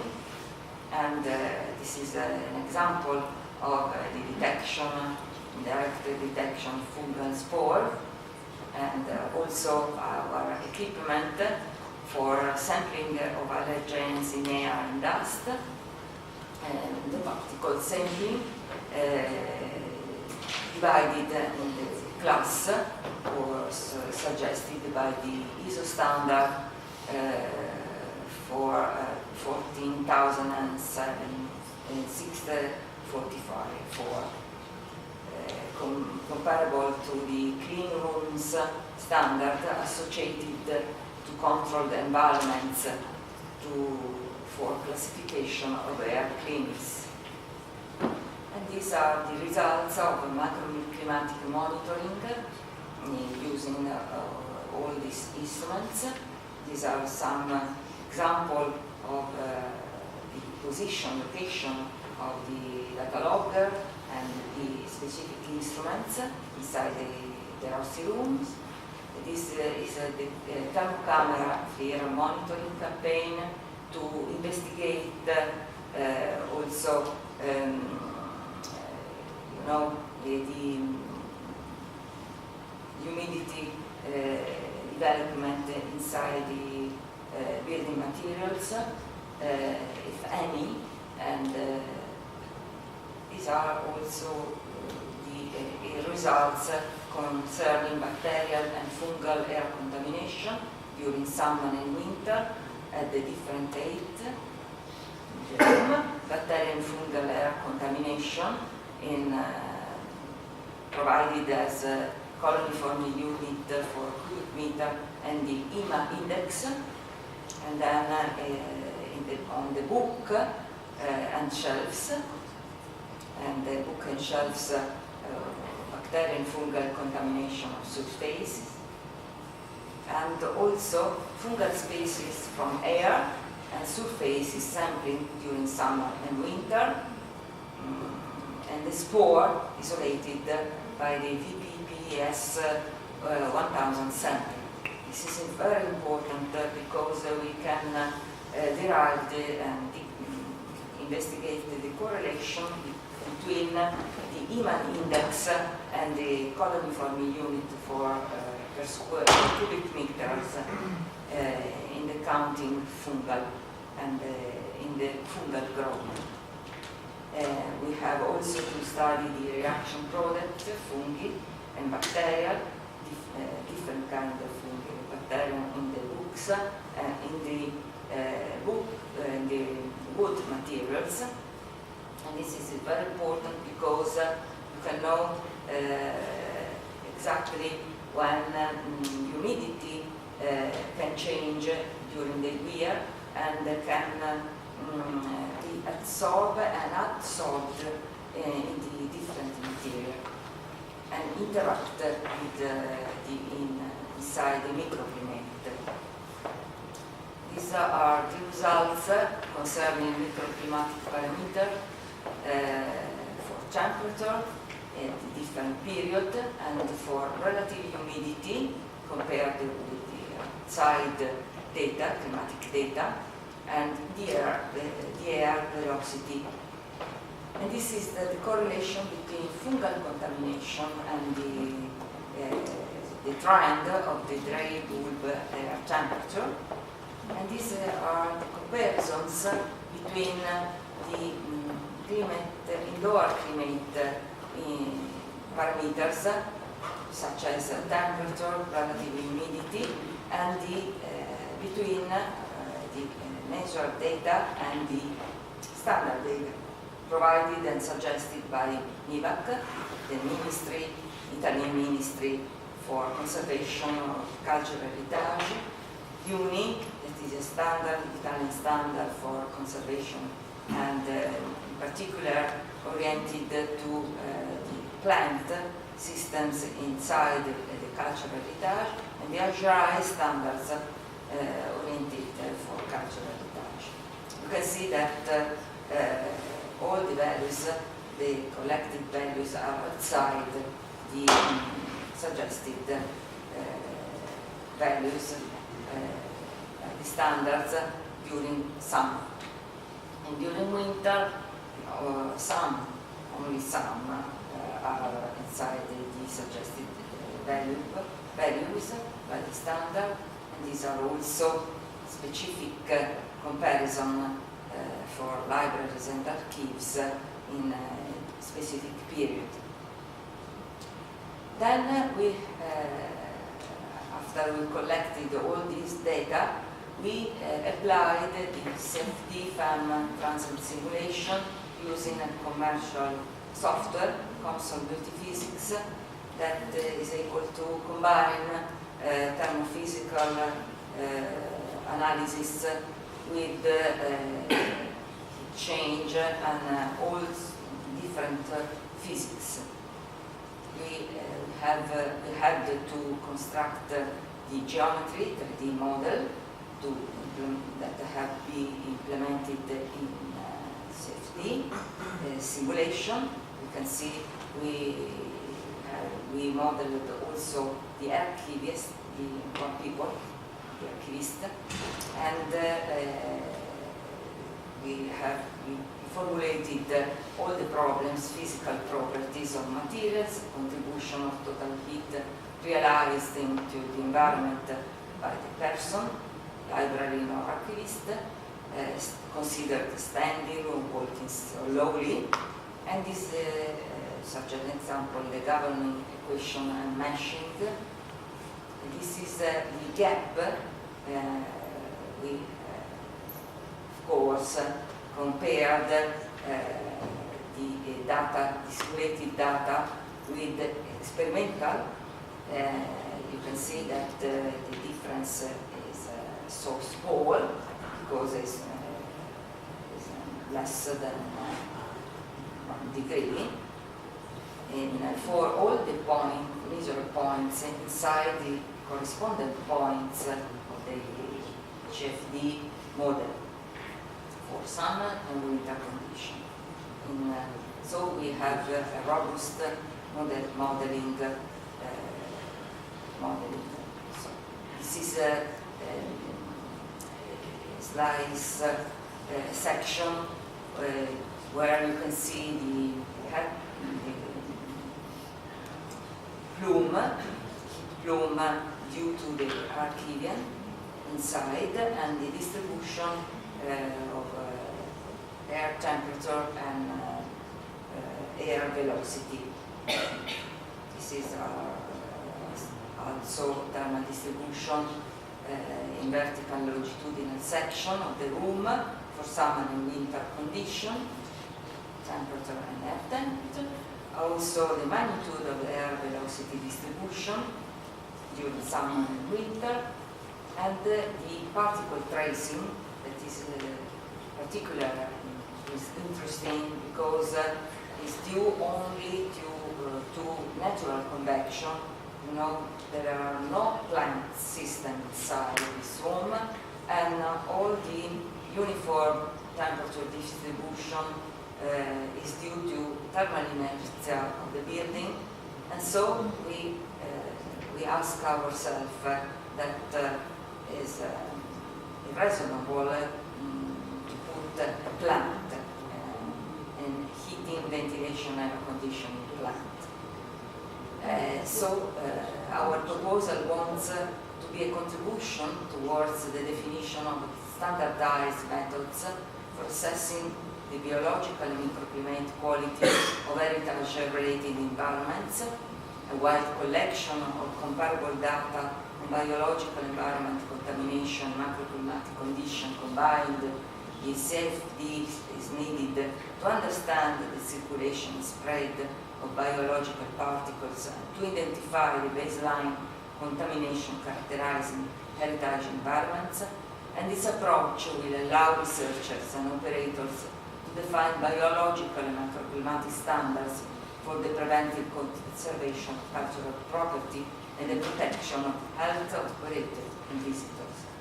So the error analysis on detecting experimental data performed by standard deviation quadro test showed an error value on the measured parameters of air temperature, relative humidity, absolutely acceptable and within the error of the instruments.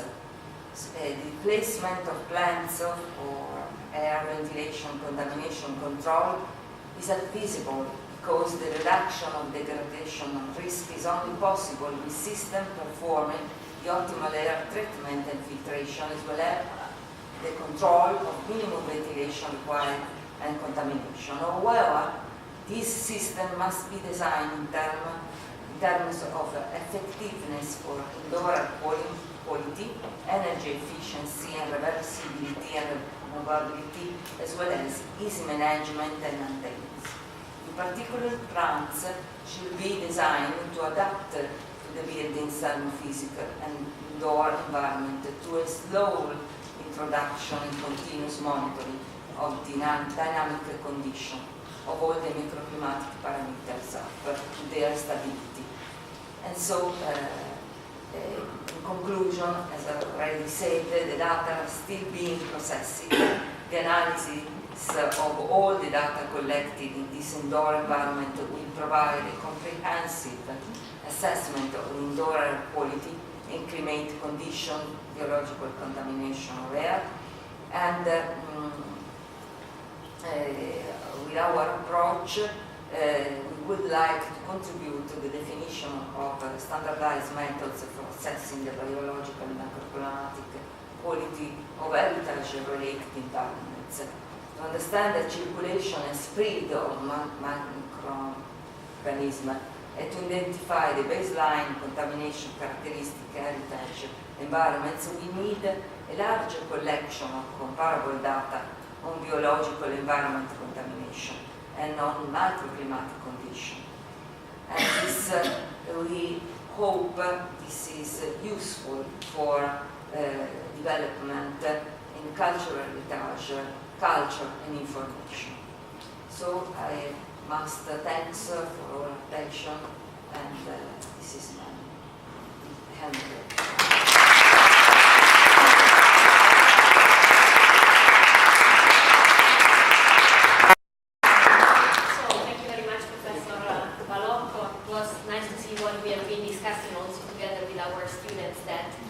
The need for active systems, active energy systems, HVAC systems and so on is just the very last option that you can have in order to preserve a microclimate environment. In this case, from cultural heritage issues, but also for indoor thermal comfort assessment, as we saw during the course of our classes. Then let us very briefly conclude. So we want to deeply thank you for your participation. We knew that more or less 2 pretty long days of winter school were pretty tough to we have been jumping from an issue to another, but just to give you the flavor that a European project, and in particular a multidisciplinary European project, deals with this kind of interdisciplinary approaches, that we did our best in order to let them dialogue and interoperate. Let me thank Professor Ubertini, that is the coordinator of the Heracles project at the University of Perugia Scale, and the global coordinator, Dr. Adeletti. I would like you to briefly conclude. Thank you very much. I would like to close the school because time is running. We are a little bit out of schedule, so I think we can just say a few words to